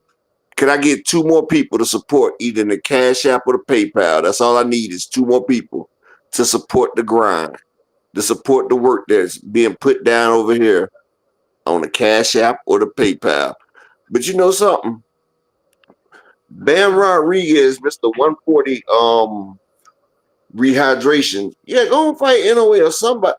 Like, this is what I'm saying. That's why we need that damn 15%, no higher than 15% rehydration. Because just think, if people start fighting in their right weight classes, you'll have people like Inoue, Bam Rodriguez, they'll be in the same weight class. They'll probably be at the 130 division. Since they like to rehydrate to like 140s and shit, they'll probably be at the 130 division. Can you imagine the 130 division with Inoue and Bam Rodriguez fighting at their right weight or at 127? Like, that would be a lot better. And then you have fighters like, well, Ryan Garcia is fighting at 147, and so is Devin. But you have fighters fighting where they're supposed to be at, and we won't be seeing all these little guys get bullied. Because I'm gonna tell you like this: when Bam Rodriguez fought Sonny, I ain't gonna lie, I had Bam Rodriguez for the stoppage. But did you see how much bigger Bam was to Sonny? Like, they fought at 115. Sonny was 122 in that fight, Keith. Bam was 140. And did you see the way Bam was beating on Sonny? Sonny was quick. He was getting away, but every time them punches landed on Sonny, them shits reverberated. And when I say reverberated, I mean you could feel them shits in the soul. Like he beat Sonny so bad. Sonny's next fight, he said, "I don't even want to fight no more." Like Bam beat the fight out that dude, Key. Like it's like I say when dogs fight. If a dog fight a dog that's much more skilled, it'll break the dog's spirit. Like Sonny's spirit was broken, Key. Like the way that man looked in his next fight when he sat there and said, "I just don't feel it no more." Like being in the ring and having Bam crush you, I think he broke something on that nigga's face and shit too. But like that shit takes the fight out of you. Like you a man, you flying high, and then a nigga just clip your wings, and you just got a bigger nigga just pounding on your ass, and there ain't shit you can do about it. Like everybody watching you get beat the fuck down, like that takes a lot out of you. That fucks with you in the spiritual realm. He took that man's fighting spirit. That man will never be the same. Never be the same. You see, he's done. Absolutely. Absolutely. Well, let's see. I'm going to keep my eye on. Can you guys hear me, Upper? Can you hear me? Can y'all hear me? All things, Snoopy, J-Boxing. Can y'all hear me, Upper? Am I good? I said you're great. I don't know why my shit. Am I good, I y'all? said you're great. Okay. Oh, I didn't hear you. Okay. So well, speaking of, okay, good. So speaking of the the spiritual realm, what do you guys think about this? So David Benavidez team,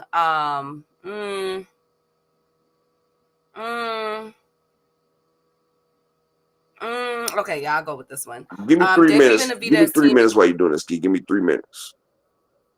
Okay. David Benavidez team is complaining. So they are saying after 2 weeks without testing again, VADA testing shows up today. What a mediocre and horrendous testing protocol. Why so incompetent? Are they corrupted? I know many things about VADA that I will share soon. All facts and no opinions. So if you guys don't know, for the past about a month ago, I have reported that David Benavidez's team was upset with David Morrell, or was it like 2 months ago? One of the two, that they were upset with how David Morrell wasn't really getting tested, in their opinion, and that maybe that there was a implication that they were avoiding testing. Okay, so now they're coming back out and saying that VADA is not regularly testing their fighters, at least them two, and they're 2 weeks out from the fight, okay, or a week out. No, after 2 weeks without testing, they show up again today. So they're complaining that it's not consistent, and they want it to be consistent with random drug tests. How do you guys feel about that? Judah, you're funny. Okay, thank you guys. I had to stop. Y'all are I had to funny. stop what I was doing real quick to tell you this. When Devin and Ryan was fighting, they showed up 2 weeks, they showed up 3 weeks, they showed up 2 weeks. Like, motherfucker, stop bitching, dog. Like they're showing up every 2 weeks. What you want them to test every fucking day? Like, goddamn, dude. They're not testing every day. It takes time for the shit to come back. Like, damn, they haven't showed up in 2 weeks and then they showed up. Like, this nigga scared as fuck, dog. Like, he's scared as fuck. When Devin and Ryan was testing, if you notice, some of the dates was 2 weeks apart, some was 3 weeks apart. It's random. As long as you get 2 motherfucking tests in a month, what's the problem? So they came to test after 2 weeks of not testing. Okay, motherfucker, you getting the 2 tests for the month. I'm telling you, Team Benavidez is nervous. They're fucking nervous about this fight, dog, because they know that David Benavidez is in for a damn show. I'm telling you. But yeah, let me finish what I'm doing, Key. I'll be done in 3 minutes. And like I said, I still need 2 more people to support the grind, support the channel. Give me 2 people to support in the Cash App or the PayPal, and give me 2 minutes, Key. I'm almost done. Well, somebody had said to him in the comments, how clean are snack fighters? And he said, do your research. Snack has had many PED positives during their sponsorship. What you think? And another person said, just think, but doesn't this go against most things you were saying when Ryan Garcia was talking about Vada and his opinions about it, because it seems like you're saying that they're not fully legit. That's a very good inference that this guy is making. And Team Benavidez, which his name is Angel Hernandez, said Vada has no access to samples, and I completely sustain what I said. In this case, I am talking about testing protocols of Vada. They are inconsistent and poor. I don't like how Vada testing operates. Unfortunately, that's all we have. Remember, Ryan cheated, lied, and made up an incredible story. Okay, that part I don't agree with, because it has been proven that the supplements were tainted. And that was, so it wasn't an incredible story. That does happen. So basically what he's implying is that they don't like the inconsistency, and they're trying to say that Morrell is cheating, basically, that there are some implications of cheating, that because of them not being consistent and incompetent, that they are cheating for Morrell, or not doing what they're supposed to do. For me, this has been a long ongoing discussion. Y'all know I call it straight over here. For the past 2 months, Angel Hernandez has came out. This is not his first time talking about the testing protocols of Team Morrell. All right. Now, as far as after 2 weeks, we cannot forget about the fact that Vada is random. You know what I'm saying? So whether it's 2 weeks out, whether it's 2 days out, whether it's a month out, we all know that Vada comes whenever they want to, come. Not to mention, I wonder what is the stipulations of Vada, the criteria. So if you pay X amount of dollars, would it be weekly testing? If you pay X amount of dollars, would it be what Devin and Nonito Donaire has gotten on, which is 365, 7 days a week testing? There's different criteria. So I wonder what criteria that they paid for. But again, I'm not the wizard in this. The person that breaks down Vada, snack, all of that is Manager Marty. So I'm pretty sure Manager Marty will get on this topic, but I want to just keep it out there that Team Benavidez is not happy with Vada testing, and that they feel as though that Morrell could possibly be cheating for this fight. And but we have not seen a positive test from David Morrell in none of his fights. We have not seen a positive test at all. B-Dog said, if I'm Morrell after I beat Benavidez, I'm suing for defamation. I get that too. So who was they using before with Benavidez camp? Hasn't he been with the WBC intern champ? Ain't they with Vada? I'm so confused right now. Exactly, Marcus. Like, because Judah, they're implying, so this isn't the first time they've came out and talked about the testing for Morrell. This has been going on for a while. Now, is it shaky grounds? Because it appears that they're really going after Vada and not Team Morrell. The first time he went after Team Morrell, this time he's going after Vada. So can they win something? Possibly not. But you don't want that to be on your jacket, though. You get what I'm saying? With all of these fighters testing positive, we had that one fighter that I told you guys about who tested positive for 2 substances in a Riyadh card back in December. He was pulled out of that fight. So there's been there's been a few fighters that tested positive, and they're trying to make it a clean sport, I guess. So that's why now we're getting so vocal. I mean, look at Tevin Farmer. Tevin Farmer came out about Zepeda and Golden Boy and the rest of them, saying that y'all didn't test us not one time. You feel me? So what if there's, what about how Bill bent over and busted open and dropped that lawsuit? It was about the money, 2 cents. Both Devin and Ryan Garcia need their names, okay? They need their names. Yeah, Morrell been called out at least 3 times. Exactly, Judah. So and with the fight that he had with that one, the guy from South Africa, I believe. I think he was from South Africa or Nigeria, one of the two. He was fighting him back in Minnesota last in 2023 in December. Who remembers that fight? He came out. His name was like Cena or something. He came out and was cussing out cussing out Morrell about not being VADA tested. I'm not sure, but that I did remember that, and I talked about that.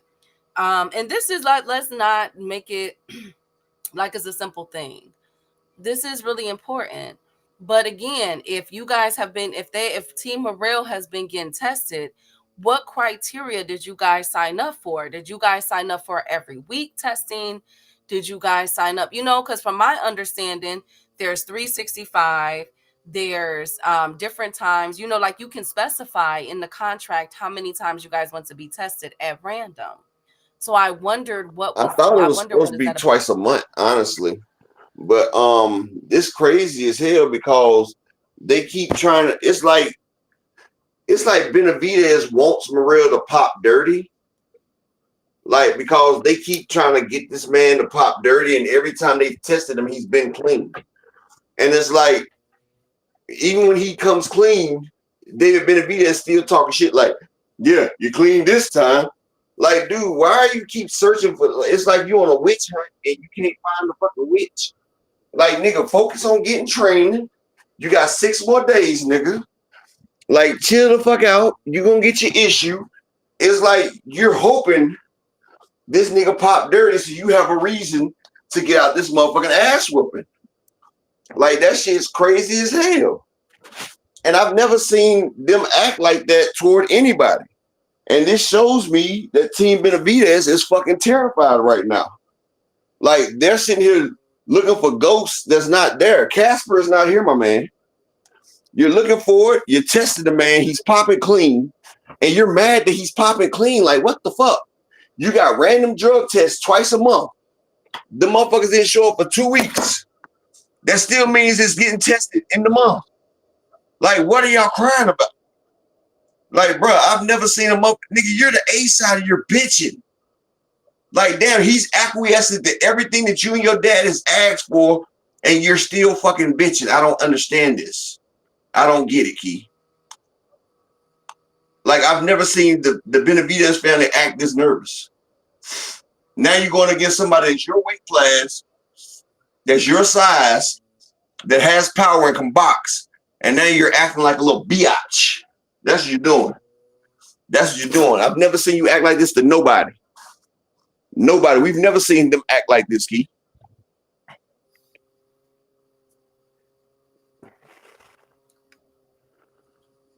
Well, okay, so let's talk about it.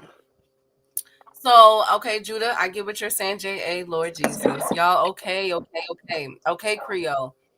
Okay, but here's the thing, though. So, people are saying that David Morrell is not acting up to par either, that it appears that David Morrell is not taking this seriously. So, David Morrell dropped a diss track.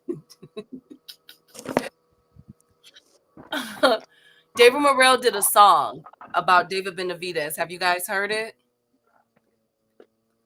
Um, can you guys hear me? Could they just be Yeah, playing we hear mind you, games? Key. I still We got. hear you. Okay. So he dropped a diss track about David Benavidez. Some people feel as though David Morrell is not focused, and maybe he knows he's going to lose. I don't know. I think this is just a good build up for the fight that's going to happen in 5 days. And to my knowledge, nobody has tested positive. Nobody has had an atypical test. Nobody has done anything. So Team Hernandez, Mr.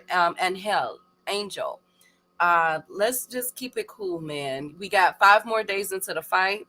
If David Morrell pops dirty, then we'll deal with it accordingly. We'll trash him for sure.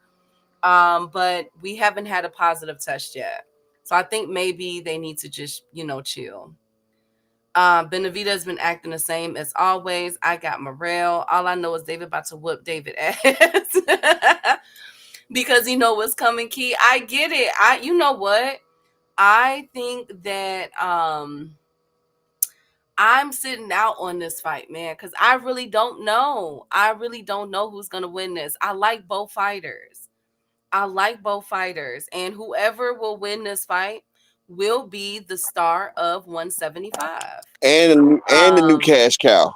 Because hell, them boys done got a damn gate. That gate, if they split that gate 50-50, Key, that gate split 50-50 is bigger than any payday any one of them has received in their career. Just off the gate. These boys about to make a career defining payday. And don't let it do 300,000 pay-per-view. Oh man. Both of these boys could walk away with damn 8. Well, if it do 150,000 pay-per-view with the damn gate, they both walk away with damn 8 figures. So this is a win-win anyway.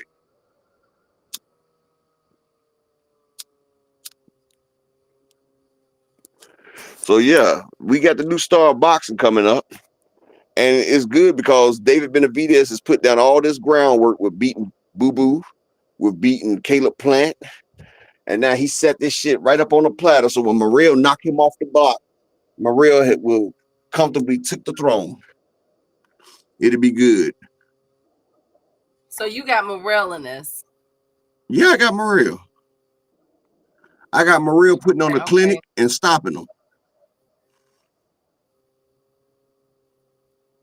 So if okay, so what are the chat and upper? What are the keys to victory for David Benavidez against Morrell? All right, for David Benavidez, what he's gonna have to do, he's gonna have to sit down on some of his punches for one.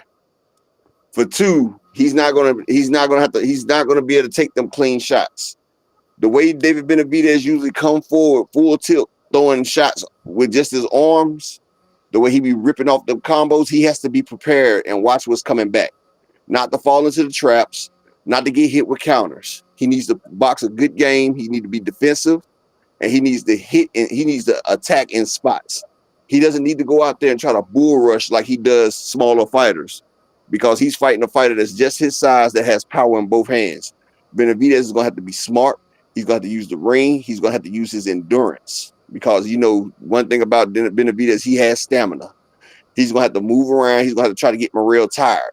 He's going to have to go to the body. He got to go to the body and try to work it like that and not to trade shots. And Morrell's going to have to set up traps. He's going to have to counter.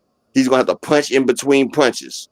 When Benavidez start ripping off them combos, Morrell has to sit there and unload in between, catch him while he's punching, and work the body as well. Use his jab. Use the jab. Fight off the back foot like he does. And, he has power in both hands. Set Benavidez up and counters him.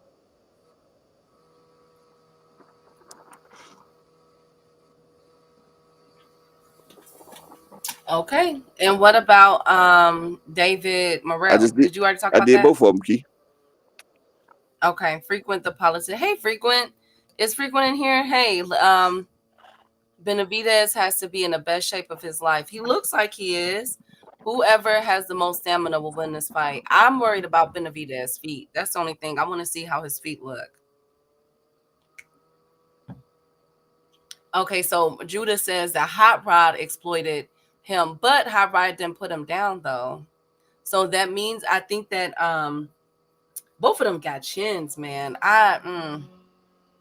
Whoever has the most experience wins. Nah. I'll have my prediction on Friday. Speaking of with fight predictions, we got a new card that we need to add to the fight list. February 8th, Ramon Cardenas will take on Brian Acosta, and Lester Martinez will face Josan James. That's on ProBox TV for Saturday, February 8th. So we get to see the return of Lester Martinez. I like Lester. Lester's a good 168 pounder. Lester Martinez and Pachenko will be a great fight too at 168. And shout out to my brother Slogan One in the Cash App with the $2 holla. Appreciate you, King. Hey, look, I just need one more person to support the grind for the day. Everybody that support it, just give me one person in the Cash App or the PayPal just to support the grind. Can I get one person? You could be that one person to support the ground for the day. I just need one person in the cash out. Yeah, David's gonna win So this here's fight. a But Key, this fight right here, right? The fight is a magnanimous fight. There's no losers in this fight. And if the fight goes the way it should, and it's a great fight, and this fight goes, and it's the great fight that everybody think it would be, hell, it might could be a damn rematch or a trilogy. Especially if they make a lot of money in this fight. You sitting there saying Hot Rod, not Benavidez. Okay, look at Gavoski versus Benavidez, Judah. They both struggled on their first fight at 175, bro. They both did. Neither one of them looked impressive. And David Morrell got a better score than David Benavidez did against his opponent. Well, speaking of opponents, David Benavidez and David Morrell are going up against another card that I talked about, and I have the full card for you guys. It's going to be on Matchroom. That card getting smoked.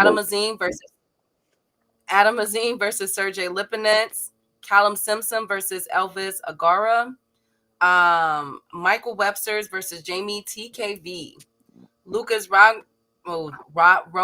versus Miloslav Savic, Scott Forrest versus Ariel Ignat. Yeah, so shout out to them. They're going to go against February. I think they just putting on that card right there to fill in views. That they got a certain amount of cards they got to put on, because ain't nobody watching that shit. Ain't nobody watching that shit. And 2 Cent, Hot Rod actually said that Morrell hits hard. You said Benavidez had a hand injury. Ah, shit. Here we go. We ain't trying to hear nothing about. And well, that's what he did say. Upper, we did report on that. Benavidez did say he had a hand injury. So they already got the built-in excuse now, right? So they already got a built-in excuse. I ain't trying to hear that. I ain't trying to hear that shit. Okay, but Judah Vision, you know something? If Benavidez had popped, then Gavoski would have got stopped. The only person that stopped Hot Rod at 175 is Beterbiev, who used to be a heavyweight fighter. Yeah, Beterbiev used to be heavyweight in amateurs. He moved down to 175. Hot Rod has a chin. And also it was Morrell's first fight at 175. He got enough pop to hit Benavidez. I mean, Hot Rod did. Ronald Graville was able to put Benavidez on his ass. And I'm pretty sure Morrell hits harder than Graville. Also, February 2nd, Clarissa Shields returns. She is fighting Perkins. You said what day? So that's going to be on Sunday. So she's going to be fighting on a Sunday. So February 1st is So February 1st is David Morrell and a Matchroom card, and then Clarissa Shields on February 2nd. Everybody say church. All right. We saying church. Thank you, guys. Then after that, February 14th is Keyshawn Davis and Barenchek card. Then we have the Pro Box card February 8th. February 14th is Keyshawn Davis. February 22nd is Artur Beterbiev and Dmitry Bivol. Also, don't forget about February 15th. That's Oscar Duarte versus Regis Prograis. I don't want to see that shit. March 1st. Nobody want to see Regis. And then I'm keeping up with the fights. And then March 1st is Tank Davis versus Lamont Roach. Okay, man. So that is our fight. That is Regis Prograis' eulogy coming out, man. Oh my goodness. Y'all, can we just be happy that we getting the fights? It's a good cards. They decent. I mean, at least we're gonna be busy, right? We're gonna be busy. Right? A lot of those fights have implications for their division. People don't realize David Benavidez really doesn't have that type of pop. He overwhelms opponents. If you look at David Benavidez's last 5 opponents, 3 of them came from 160. Karan Davis, Rashidi Ellis's brother, Boo Boo Andrade. Caleb Plant is really the only 168-pounder that Benavidez has fought in his last 5 fights, people. And you see, he's big. He's much bigger than his opponent, so he overwhelms them with shots. Benavidez ain't no one-punch pony. Morrell sending people to the damn coma. He knocking people the fuck out. He has more power than Benavidez in both hands. And this time, Benavidez is not going to overwhelm him with the weight. But we'll see. Y'all going to see a masterclass boxing performance being put on. And Benavidez, he gonna get tangled up in his feet. Well, speaking of tangled up, Devin Haney is in a little bit of controversy right now because over the weekend, Eddie Hearn was seen applauding during the fight for what's his name? And like he was basically upping his fighters. Of course, I gave you guys all the interviews of Eddie Hearn. So Devin Haney said, "This is how every promoter should be. That is what separates Eddie from the rest. He is hands on." And everybody is saying, "Now, come on now, Devin, because just a few months ago, you said I'm in London. Eddie Hearn won't give me He said, "Fuck tickets Eddie." to the fight, but keep mentioning me every chance he get. Eddie, the fakest N word I've ever met, bro." But these So, niggas so wishy washy, man. God Almighty. Shout out to my brother, Mr. Tiller, so like it is in the cash app with the $2 holler. And shout out to my brother who always come through, Mr. Altruistic with the $10. Make him say holler in the cash app, man. I appreciate y'all for supporting the grind, man. And shout out to my brother. He always come through in the grind. I just, honestly, I just ready for the fight to get here, just so people can see the difference between a boxer and a brawler, and just so they can see that skills matter. Like just so you can see that it's skills that pay the bills. And it's crazy how Devin did all that disrespect. are you talking about? You talking about Devin and Ryan Garcia, or Talk about David versus David. okay? Devin and Ryan Garcia, that's not even nothing to talk about. Devin's going to sleep. He needs to go ahead and line up that Tio fight. But it's crazy though, because the fight is a great fight. I'm not shitting on neither one of them fighters because they both did it their own way. David Morrell's done it with skillful boxing and that Cuban school of boxing with power in both hands. David Benavidez has done it by being a juggernaut and running through smaller fighters. So, we're about to see David versus Goliath. One of them's going to be David, the other's going to be Goliath. And we're going to see when the rubber hits the road, and we're going to see if skills pays the bills, or we're going to see if you can just run through shit. Oh, yeah, Snoopy. Ola Iglesias is the problem. He boxed the hell out of Morrell. Olisly Iglesias, he's everything Morrell is, but he has more power in one punch than Morrell does. Olisly Iglesias will knock your block the fuck off. Well, back to the Devin Haney bigging up Eddie Hearn situation. I think that maybe they have worked out what was in their past, and they've come to a consensus and agreement. You know what it reminds you I of? wonder if hold on, Upper. I wonder if Devin is back with Eddie Hearn, because remember there was that whole situation between the two. So I wonder if they're back He with each still owes him other. a fight. Pause. He still owes him a fight. But it reminds me of Adrian Broner when he disrespected Al Heyman, then came crawling back like, Al, I'm sorry. I'm sorry. See, Devin realized what side his bread was buttered on. And he realized that he let his dad talk him into some bullshit, right? Exactly, Miss Marshawn West. They have no pride and they have no shame. Like, you sat there and called this man every name under the book and you can't even stand on it. Like, Key, that's like you at a job and you walk out on your job and you tell the manager, fuck you, fuck all of y'all, fuck this job.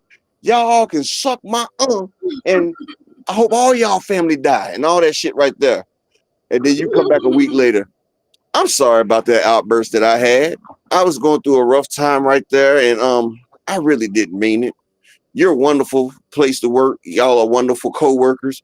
Like, bro, Key, that was an awkward ass. I would have loved to have been in that conversation when he came back the damn talk to Eddie Hearns. He probably was like, Turkey, can you provide an interference for me? So, hey. But shout out to that fight on Saturday.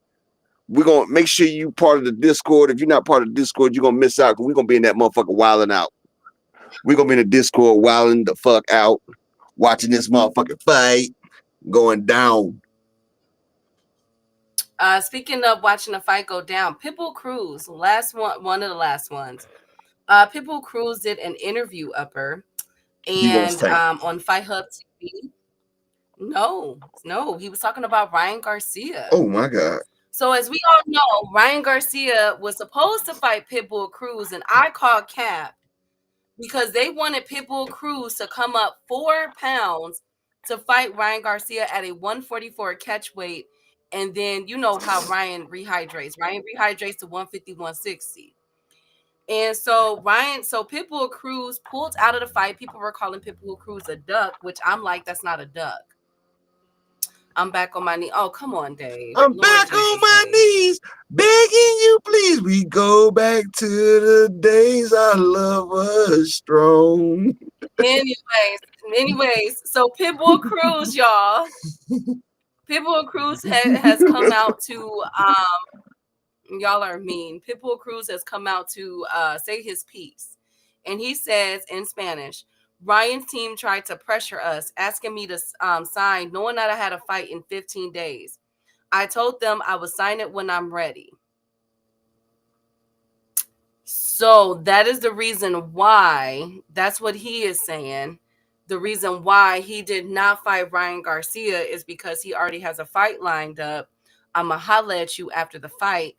But Ryan Garcia is saying, no, we need a fight right now. So he signed up with Rolly Romero. How do y'all feel about that? How do y'all feel about that? Devin, oh my goodness. Need Eddie Upper Hanos gets all that turkey money. It goes to DHP, making the most on the whole card.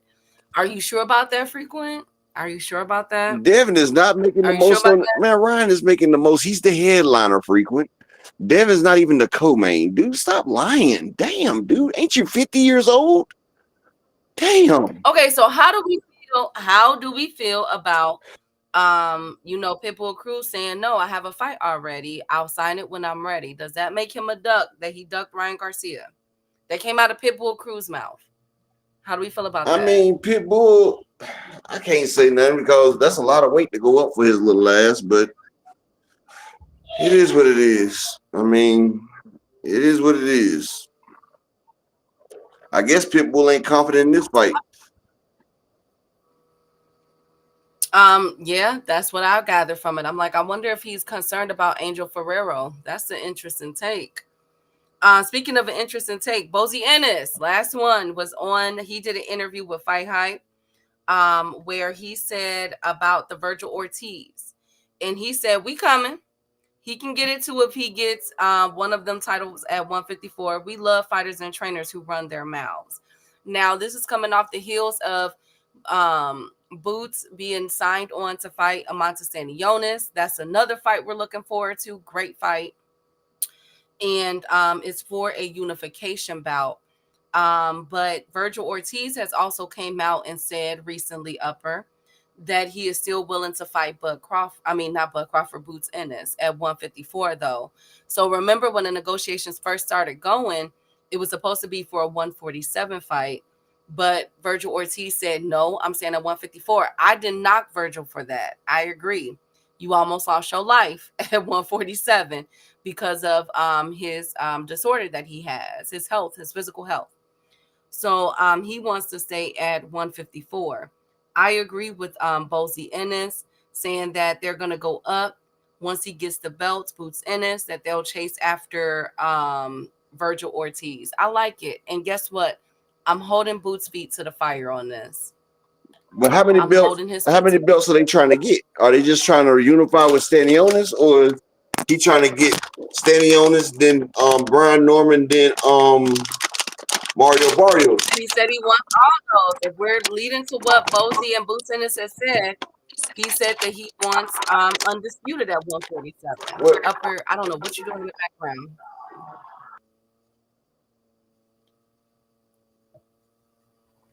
But Boots said that he wants undisputed. He wants to take on Mario Barrios. He wants to take on Amanta Stanionis, which he got. And he wants Brian Norman Jr. And Brian Norman Jr.'s team, after he fights on the undercard of Michaela Fox, he has said he has welcomed the challenge again with Boots Ennis. But remember, y'all, remember this. Boots Ennis is very busy this year because for some odd reason, instead of them lining up the undisputed fights, and I mean they, when I say they, I mean Turkey, Remember, Boots Ennis is supposed to fight Teofimo Lopez and all kind of people. Okay, so I'm kind of confuzzled here. So if he gets unification with Stanionis, beats Stanionis, which I think he will do, he still got Tio, Devin, Ryan Garcia, and a lot of people. But guess who's still waiting in the wing? Blair Cobbs. Blair the Flair still wants a fight with Boots Ennis. And I'm not sure if we're going to get a Conor Benn fight because Conor Benn is chasing Chris Eubanks. That fight has already been solidified. So I don't know if Conor Benn will go back down to 147. Oh my goodness. Thank you, Rod Walker. Thank you. Thank I you, don't think David. Thank you, those guys. fights are something that they got to worry about. Cause I feel like once Boots fights a Monster Stanionis, the hell with that. Teofimo is not about to take the Boots fight. We're not even gonna sit here and act like They said that T.O. is lined up for Boots man, now. Key. I don't want to hear that shit. I don't want to hear that shit. Tio is not about to fight Jerron Ennis. Period. Now, like I said, after he fights a Monster Stanionis, he can go for the Barrios or the Norman fight. I feel like Boots can line all this up this year. I mean, he gets 3 fights this year. He can become undisputed this year right here. Because Monte Stanionis is first. Barrios said he wants to fight. Norman said he wants to fight. But what Norman has to realize is the price done went down on that pussy. The price, Oh my God. it done went down. Oh my God. Shout out to my brother, the Boxing Novus in the building. Shout out, fam. Hope everything's good with you. The price of that pootie done went down. It's done went down. Because Boots is going to have 2 belts. And nigga, you on an undercard of Michaela Mailer. Nigga, that shows your buying power. You're on an undercard of a female who's not even going undisputed. Oh my God, there's nothing wrong with that, Brian Norman Jr. Is everything wrong with it? If you're trying to be a headliner, I'd be damned if I was a boxer on the undercard of a female card that's not an undisputed fight. If it's not Amanda Serrano or Clarissa Shields and I'm a champion, you're not putting me on the undercard of a female fight. I'm sorry. Nothing against female fighters, but if it's not Amanda Serrano or Clarissa Shields, I'm not going under the undercard of a female fight. And I'm definitely going to be a co-main if I'm on that shit. We're not going to do that. Like, that's... Upper, he was injured. I don't give a damn. I am a world heavyweight. I am a world boxing champion. You're not going to disrespect me like that. And that's cold disrespect. Like I said, the price of the price of putty has just went down. The booty prices have just dropped. And that $2 million that you was trying to get out of Boots, it done dropped to 1.3. And if you keep talking, it's going to be 900,000, nigga. Like, shit. Boots is about to have 2 belts for fighting Stanionis. You want a shot at 2 belts, nigga. Yeah, like what my man Floyd said, yesterday's price ain't today's price. We're not playing that game. And Norman, and after Boots do that, Norman needs him. And if I was Boots, I'd be even more reckless. I'd go for Barrios next. So now, nigga, you want a chance for undisputed? Nigga, 800,000. That's your check. Period. Oh, and I'm not disrespecting, and I'm not disrespecting the ladies of boxing because I love female boxing. I love the way they start to get their shine on. But me being a champion, if it's not somebody like Clarissa Shields, who is a 3-division undisputed champion, or Amanda Serrano, one of the GOATs in boxing, I'm not going to be on the undercard of a female fight. Michaela Mailer? Who knows her? This woman probably has 1,000. Michaela Mailer probably has 1,000 fans worldwide. We're not going to sit here and act. We're not going to sit here and act like a daggone WBA NBA basketball team could beat Oak Ridge High School basketball. It won't happen.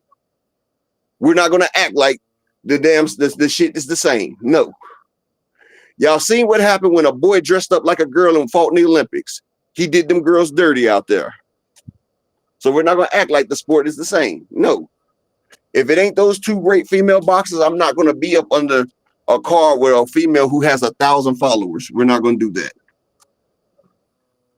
Now, like I said, I have nothing against female fighters, but if it's not those 2 right there, I have more fans than them. Hell, I have more followers than Michaela Mailer, and I got a YouTube channel. Oh my God. Okay, thank you, Upper Echelon. Thank you. Oh, I want to say too, for my folks in South Carolina, Upper, remember when I was telling y'all about the monkeys that had escaped that research lab? Yeah. They found all monkeys. So the last two has been caught. So there was 43 monkeys that was out from the research lab. They officially just 2 days ago they caught the last two research monkeys. So congratulations, South Carolina. Anyways, I think y'all being a little too hard on Brian Norman Jr. I really do, but um I'm hoping that Boots get the looks that he wants. He got Amanta Sanionis. They worked that out. That's a PBC fighter. Shout out to the PBC and Eddie Hearn for making that happen. And Mario Barrios, another one. You know what? I would love the Boots versus Mario Barrios than I would the Amanta Sanionis fight. I love that look. Oh my goodness. I love that look. She actually has 187,000 followers. Yeah, come on, Upper. Brian Norman Jr. is fighting on somebody with a nice little following. That's a great following. Yes, they found the last two monkeys, Dave. Anyways, I'm so done with y'all. Last up, because y'all, Lord Jesus, here we go. Lamont Roach. It is being reported from everybody that Lamont Roach has been knocking out everybody in sparring, Upper. So people are saying that Tank Davis, who has been on a tirade, he has been cussing everybody out, upper echelon in chat. Tank Davis has not left any stone unturned. He has cussed out Shakur Stevenson. He had Devin Haney over the past few months, Shakur Stevenson, Keyshawn Davis, Raymond Ford, Lamont Roach, Bud Crawford. He has came at everybody, okay? I think we can all agree with that. But the Won't nobody thing, check him though. but look though, upper. People are saying that Lamont Roach has been putting hands and feet on people in sparring. Why? So is Lamont Roach the sparring king, or does he have an absolute shot at one of the big upsets in boxing Well, in the past they say 5? he's sparring. They say he's sparring 135 and 140-pound fighters, and they say he's putting on a clinic. But you got to realize he was a 135 and 140-pound fighter. And shout out to my brother Boxing Novus in the cash app with the $5 holler. Appreciate you, King. Thank you for supporting the grind, my man Boxing Novus. And shout out to my man Incel last week. He sent the $10 cash app after the show was off. And that's my boy Incel. I think he's on the playback game. Appreciate you, King. But yeah, Rose can fight. People think about the Hector Garcia fight. Hector Garcia can fight. He's a gold medalist. He just went up against an immovable object. Sometimes, I think people see. This is what's crazy. Tank is so good. He make good fighters look average. And then when other people fighting them fighters, they be like, "Well, damn, I thought you was something else." Like hell, Devin thought Ryan was C class until he got put in that E class Benz. You know, the top down. His ass is blowing in the wind. You feel me? Ryan turned that nigga into a convertible burp. That nigga had the top down, had his ass up in the wind. But you know, just like people sit there and fault Hector Garcia. Hector Garcia put a beating on Chris Colbert. Prime time. And Lamont Roach went there with damn Hector Garcia. But Lamont Roach is a good fighter as well. But does he have a chance for Tank? Nope, because his fighting style. He likes to get down and dirty. He likes to get in the gritty. And being that close to Tank with his arms is damn shorter than yours, you're going to get hit with some shit. And Lamont Roach's defense is not that good where he can dodge all them Tank's attacks and not get clipped. I think Lamont go down in about 6. He gonna get hit with the He got hit with the Yep. He gonna get some act right in that fight. Oh my God, Rob. Rob said Farmer needs to fight Tank and get his eye fixed. Y'all are going. I mean, he did fuck up. He did fuck up. Hector Garcia. Hector Garcia said he couldn't see for a week. He thought he was blind. That nigga discombobulated the circuitry in that man's cerebral. Well, y'all like them words, didn't you? You like them words, didn't you? He discombobulated the circuitry in that man's cerebral. They were very nice, Upper. They were very I nice. know. I think that look, this is how I feel. First of all, I represent point. Thank you, Boxing Novus. I represent 0.001% of the population that feel as though Lamont Roach and Tank Davis is actually a good fight. That's a No, really I good said it's a good fight. I said it's a um, good fight. I just feel like the styles don't match up right. yeah. But I think it's just mighty hilarious that we heard this before, y'all. We heard this with Hector Garcia, like Upper mentioned. We heard this with Ryan.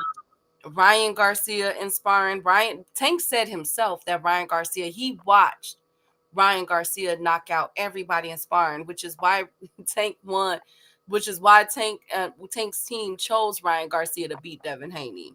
We've heard this with Frank Martin. We've heard this with so many fighters.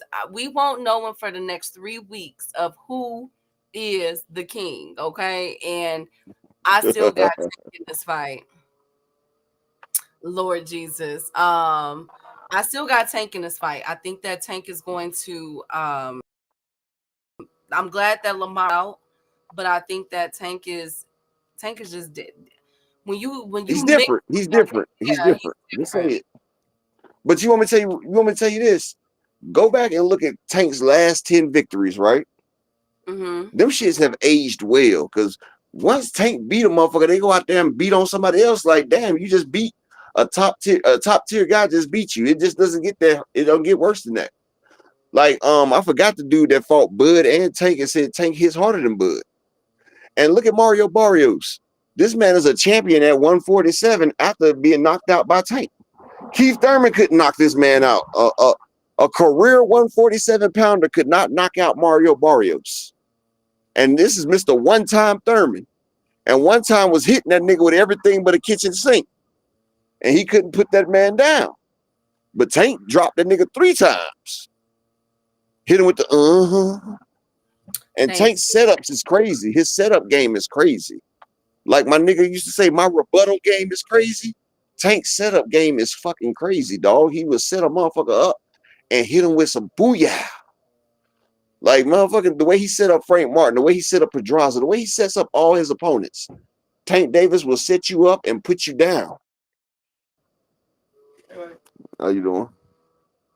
He said, thank you, Marcus. Yeah. Thank you so much. Knock your eyes straight. Tank going to offer him a disconnect. Thank you, Rod. Yes, Terrell. Also, I do want to end it on because Tank don't fight people. Yes, Ashley. Absolutely. Don't fight people past their prime.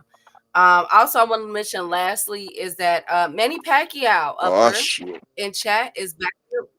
Manny Pacquiao is back in the ring sparring. I received video of Manny Pacquiao, you know what I'm saying, working the ring, working the bag and everything. So this is fueling more rumors that which we've been knowing. First of all, it's not even rumors at this point. We've been knowing for the past 5-6 months that Manny Pacquiao is looking to make his return. He did not put on a good exhibition Against a back 160 in some August. pounder. We were like, Manny, it's time to hang it up. But it looks like Manny Pacquiao is in shape. So y'all get ready for this video to be released. It looks like Manny Pacquiao is in shape, and it looks like Manny Most Pacquiao, Barrios. in my eye, no. I think that Manny Pacquiao, the way he's looking, could contend at 147 or He most 154. Barrios. Because he look like in the middle. You know what I'm saying? He's going for Barrios. Pacquiao coming back for a belt. So what gotta pay for those side, babe? Thank you, Dave. Okay, so just be looking out. Hey, Thrill Hill, just be looking out for Manny Pacquiao name in upcoming. And I don't know if it's gonna be an exhibition or. And I think you know what, Upper. I think Manny Pacquiao will do an exhibition to get the fans back ready because he needs that. That last exhibition was Well, that's what horrendous. he get. Weight So I classes think matter. And he was going up against a 168-pound kickboxing champion.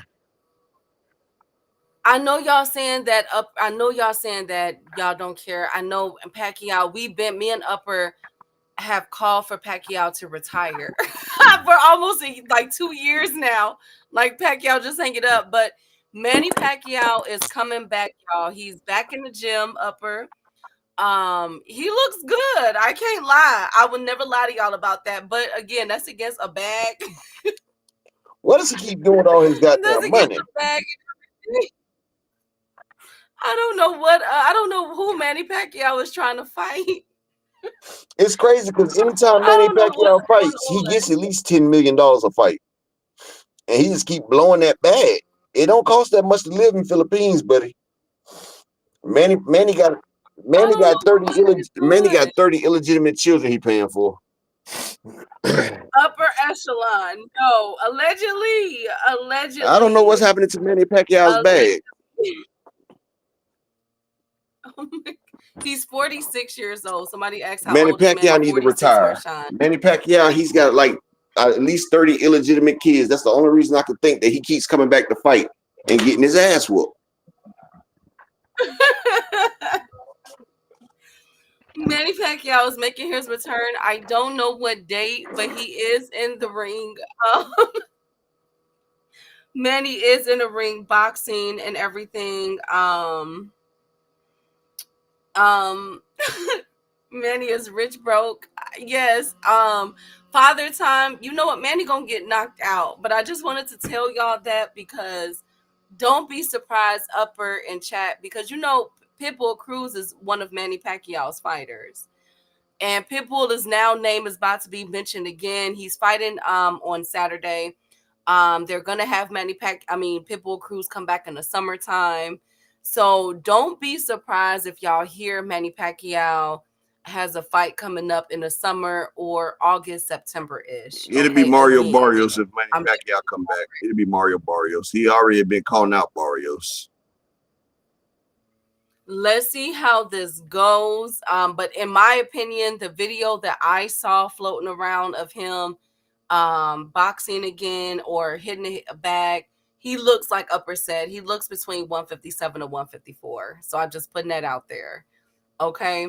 The same guy that was supposed to fight Yeah, Ryan was Ryan gonna in punish that Japan. dude Yeah. for Pacquiao. Ryan even told him, he said, "You want to pick on Pacquiao? I'm about to punish you." And they stopped the fight.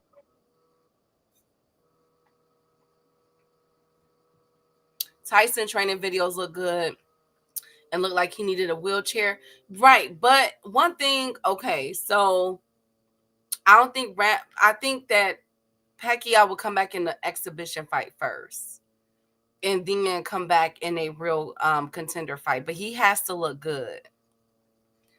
Pacquiao gotta look good, y'all. He do. Because Tyson came back and wasn't that an exhibition fight with him and No, they made it a real fight with him and Jake Paul. No, not Jake Paul. I'm talking about, wasn't it an exhibition with Roy Jones? Yeah. I think Manny Pacquiao will do the same thing. I think it's gonna be another exhibition and then a real fight. Because that one was only like 3 or 4 rounds, his last exhibition. It wasn't a long fight at all. I know they all look good, Dave, but I'm just getting y'all prepared. Be prepared to see Manny Pacquiao in 2025. Also be prepared to see Oliver McCall. We just seen Oliver McCall a few months ago knock out the guy in Memphis, The Tennessee. 60-year-old fighter he was fighting. Who else up there? Right. Louis King Kong Ortiz will be returning. Who else upper? There's A lot of another people that need to sit the hell down. It's a lot of old fighters that need to stop. Oh, Tito Trinidad. Tito Trinidad is going to be making his return. That's who Manny Pacquiao need to fight, is Tito Trinidad. Oh, that'd be a good fight. I got Tito. Tito wants Oscar De La Hoya again. So those are 4 fighters that's looking to make their return in 2025, you guys. I'm not selling Wolf tickets. I'm going off of what they said. Yes, Andre Ward is another one. Andre Ward is trying to make a comeback. I don't know if it'll be in 2025 though. Maybe 2026. Ward gonna get stopped. But Andre Ward is another one. Ward wasn't that good as a regular fighter, so him coming back off that long layoff, he gets stopped. I hope Ward gonna come back. Ward need to come back and fight Bivol.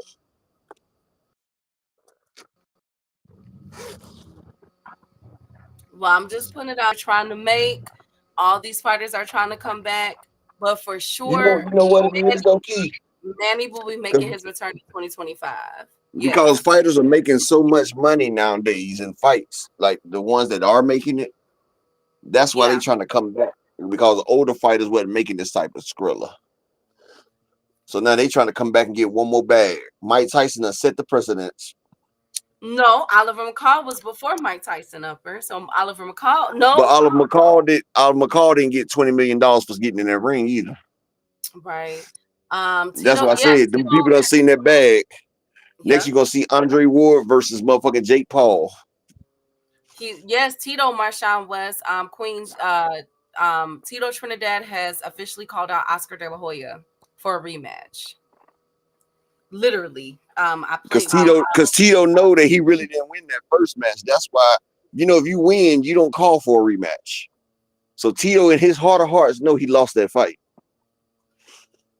So he wants that fight. So just be looking out. So Manny Pacquiao is back in the ring, boxing.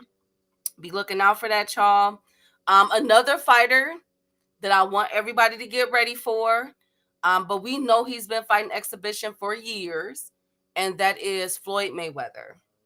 You heard it here first. Floyd Mayweather is also another fighter that's looking to get back in the ring. Yeah, Boxing Novus. I remember that, trying to get some of that turkey bag or Jake Paul. Yeah, Laurie Holmes is coming back. Man, look, I'm just putting it out there. I'm Sugar just Ray putting Leonard it said out he about there. to try it again. Oh, come on. No, he didn't. No, now that I can't confirm.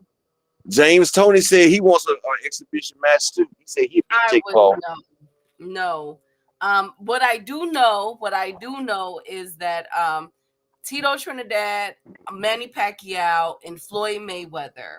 Um, I would bet on Manny Pacquiao to kick it off first, and Oliver McCall to get back in the mix, because as it stands, Oliver McCall is the oldest fighter to win a match. He broke that barrier back in October. So be looking out. Oh, and Louis King Kong Ortiz. He's getting back in the mix. I told you guys that he has a fight coming up. They're trying to Oh make sure. yeah, Klitschko also coming back too. Key, we forgot about Klitschko. Oh, yeah. Klitschko is coming back too. Oh, come on, Dave. Hector Camacho. No. Come on. All of them needs to retire. DZ, I agree, but they are coming back. Oliver Okay, McCall made a yeah. comeback. Tyson made Sugar a Ray comeback. versus Camacho. Sugar Ray versus Camacho. Oh, The come Battle on. of the Dusties. No, we don't need that. These guys have put in the work. Kodo said he want a rematch too. Kodo said he coming back to fight Margarito. Upper echelon. I cannot confirm that, but I do know that allegedly Manny Pacquiao will be kicking it off. That's what I'm This hearing. just in, people. This just in. Miguel Cotto and Fernando Vargas are in negotiations for having an old timing rematch. No, Fernando Vargas versus Miguel Cotto. They gonna kick it off. Ortiz has been 60. You can't tell that to Ortiz. Ortiz will be coming back to fight in the spring. That's a fact. Ortiz is coming back. Lennox No, Lewis versus Vladimir Klitschko. y'all are petty. Let them dudes get their money. Social Security is on the chopping block. They like, look, we need our money. I get it. But I ain't trying to see that shit, man. Ortiz is Klitschko. Ortiz said he coming That back. would be a good fight, though. That'd be a good fight. I got Klitschko beating Ortiz ass, though. Oh my goodness. Klitschko versus Ortiz, that'd be a good fight. King Kong going against the Dr. Steelhammer. Oh my God. I'm done with y'all today. Yeah, That's all. Isaac. So Sugar Ray won by default then.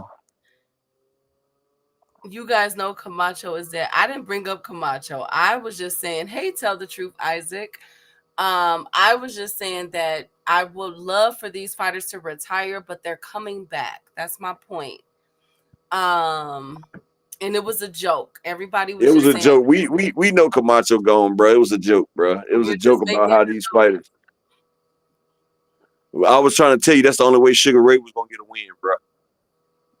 We're just because all of these older fighters are trying to come back. So everybody's being funny in the chat.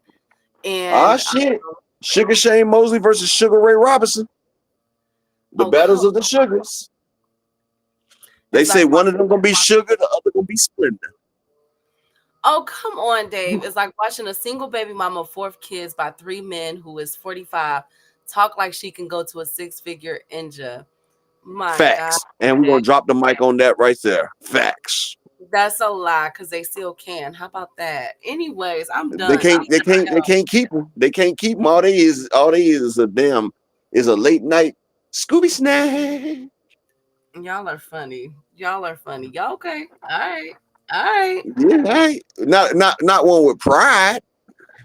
Not one with pride. Now simp is plenty of 6-figure simps out there. Look at DJ Academics. Hell, his girl stole $500,000, cheated on him and everything, and he still wanted her back until she showed his wee picture. That's when he drew the line. Okay. Thank you guys. Thank you guys so much. But shout out to everybody that came through, man. Shout out to the ones that supported the grind. Shout out for all of y'all for being y'all, man. We'll be back here at the same bat channel, at the same bat place, at the same bat time tomorrow. This is Upper Echelon, and I'm signing out for today. Thank you guys. Thank you guys for coming in. Right, Wild Walker. Thank you guys for coming out today. Y'all are, what am I going to do with y'all? We'll be back tomorrow with more craziness that's going to be occurring in boxing. A lot of ghetto talk. We did not get to Earl Spence. A couple of things that we did not get to today that I'll bring up tomorrow on the housekeeping portion of it. No, Rod Walker, we are done. Thank you guys. That was cool. I wish I would have met Hector Camacho. I liked Hector Camacho. I love Diego Corrales. Man, I wish I would have met some of them. God rest their souls. Thank you, DZ Sanchez, Marshawn West, the beautiful queens. Thank you guys. Ashley's Corner, Two Sins Boxing, the beautiful queen Raina, our boy Just Do. Make sure y'all like, subscribe, and go check him out. Dave was in the building. Oh my God. I am not shouting that out because I do not agree with that. Shout out to all things. Judah Vision, Rob Walker, Marquis, Phenomenal was in the building. Mr. Altruistic, EB Sweat a Lot, Cash Crypto. Who else? Big Dog Willie, my boy. The Garage, I forgot his name. Snoopy, thank you guys for coming through. It's my first time seeing you all. Creole the Traveler, as always. Two Cents Boxing, a beautiful queen. Diego, yeah, I love Diego. Everybody, Windy City, everybody, thank you guys for coming through. I greatly appreciate it. And as always, I am out. Bye, Boxing Novus.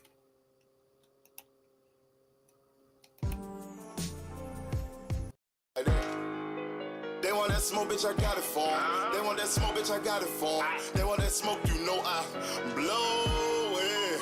They call me Sunny Monster for a reason. I'm really dripping, leave a nigga bleeding. I get to squeeze and leave a nigga. They want that smoke, bitch, I got it for 'em. They want that smoke, bitch, I got it for 'em. They want that smoke, you know I blow it. They call me Sunny Monster for a reason. I'm really dripping, leave a nigga bleeding. I get to squeeze and leave a nigga bleeding. Raw Molly got me all up in demon mode. Mouth moving like I done put clean in my nose. Tryna catch me up, I can leave with some hoes. He standing straight up, watch I make him lean with this pole. Would've thought he was closed, how that heat made him fold. Thought it was a game, he won't think no more. His brain's gone, nigga. It be exciting when I get to striking. Guns sound like thunder, hit you like lightning. Fight for your life, we don't do no fighting. We really hit it, nigga. We worse than savage, they calling us Vikings. Police be riding, we still be sliding. Told you we hit us, remember the time. They want that smoke, bitch, I got it for 'em. They want that smoke, bitch, I got it for 'em. They want that smoke, you know I blow it.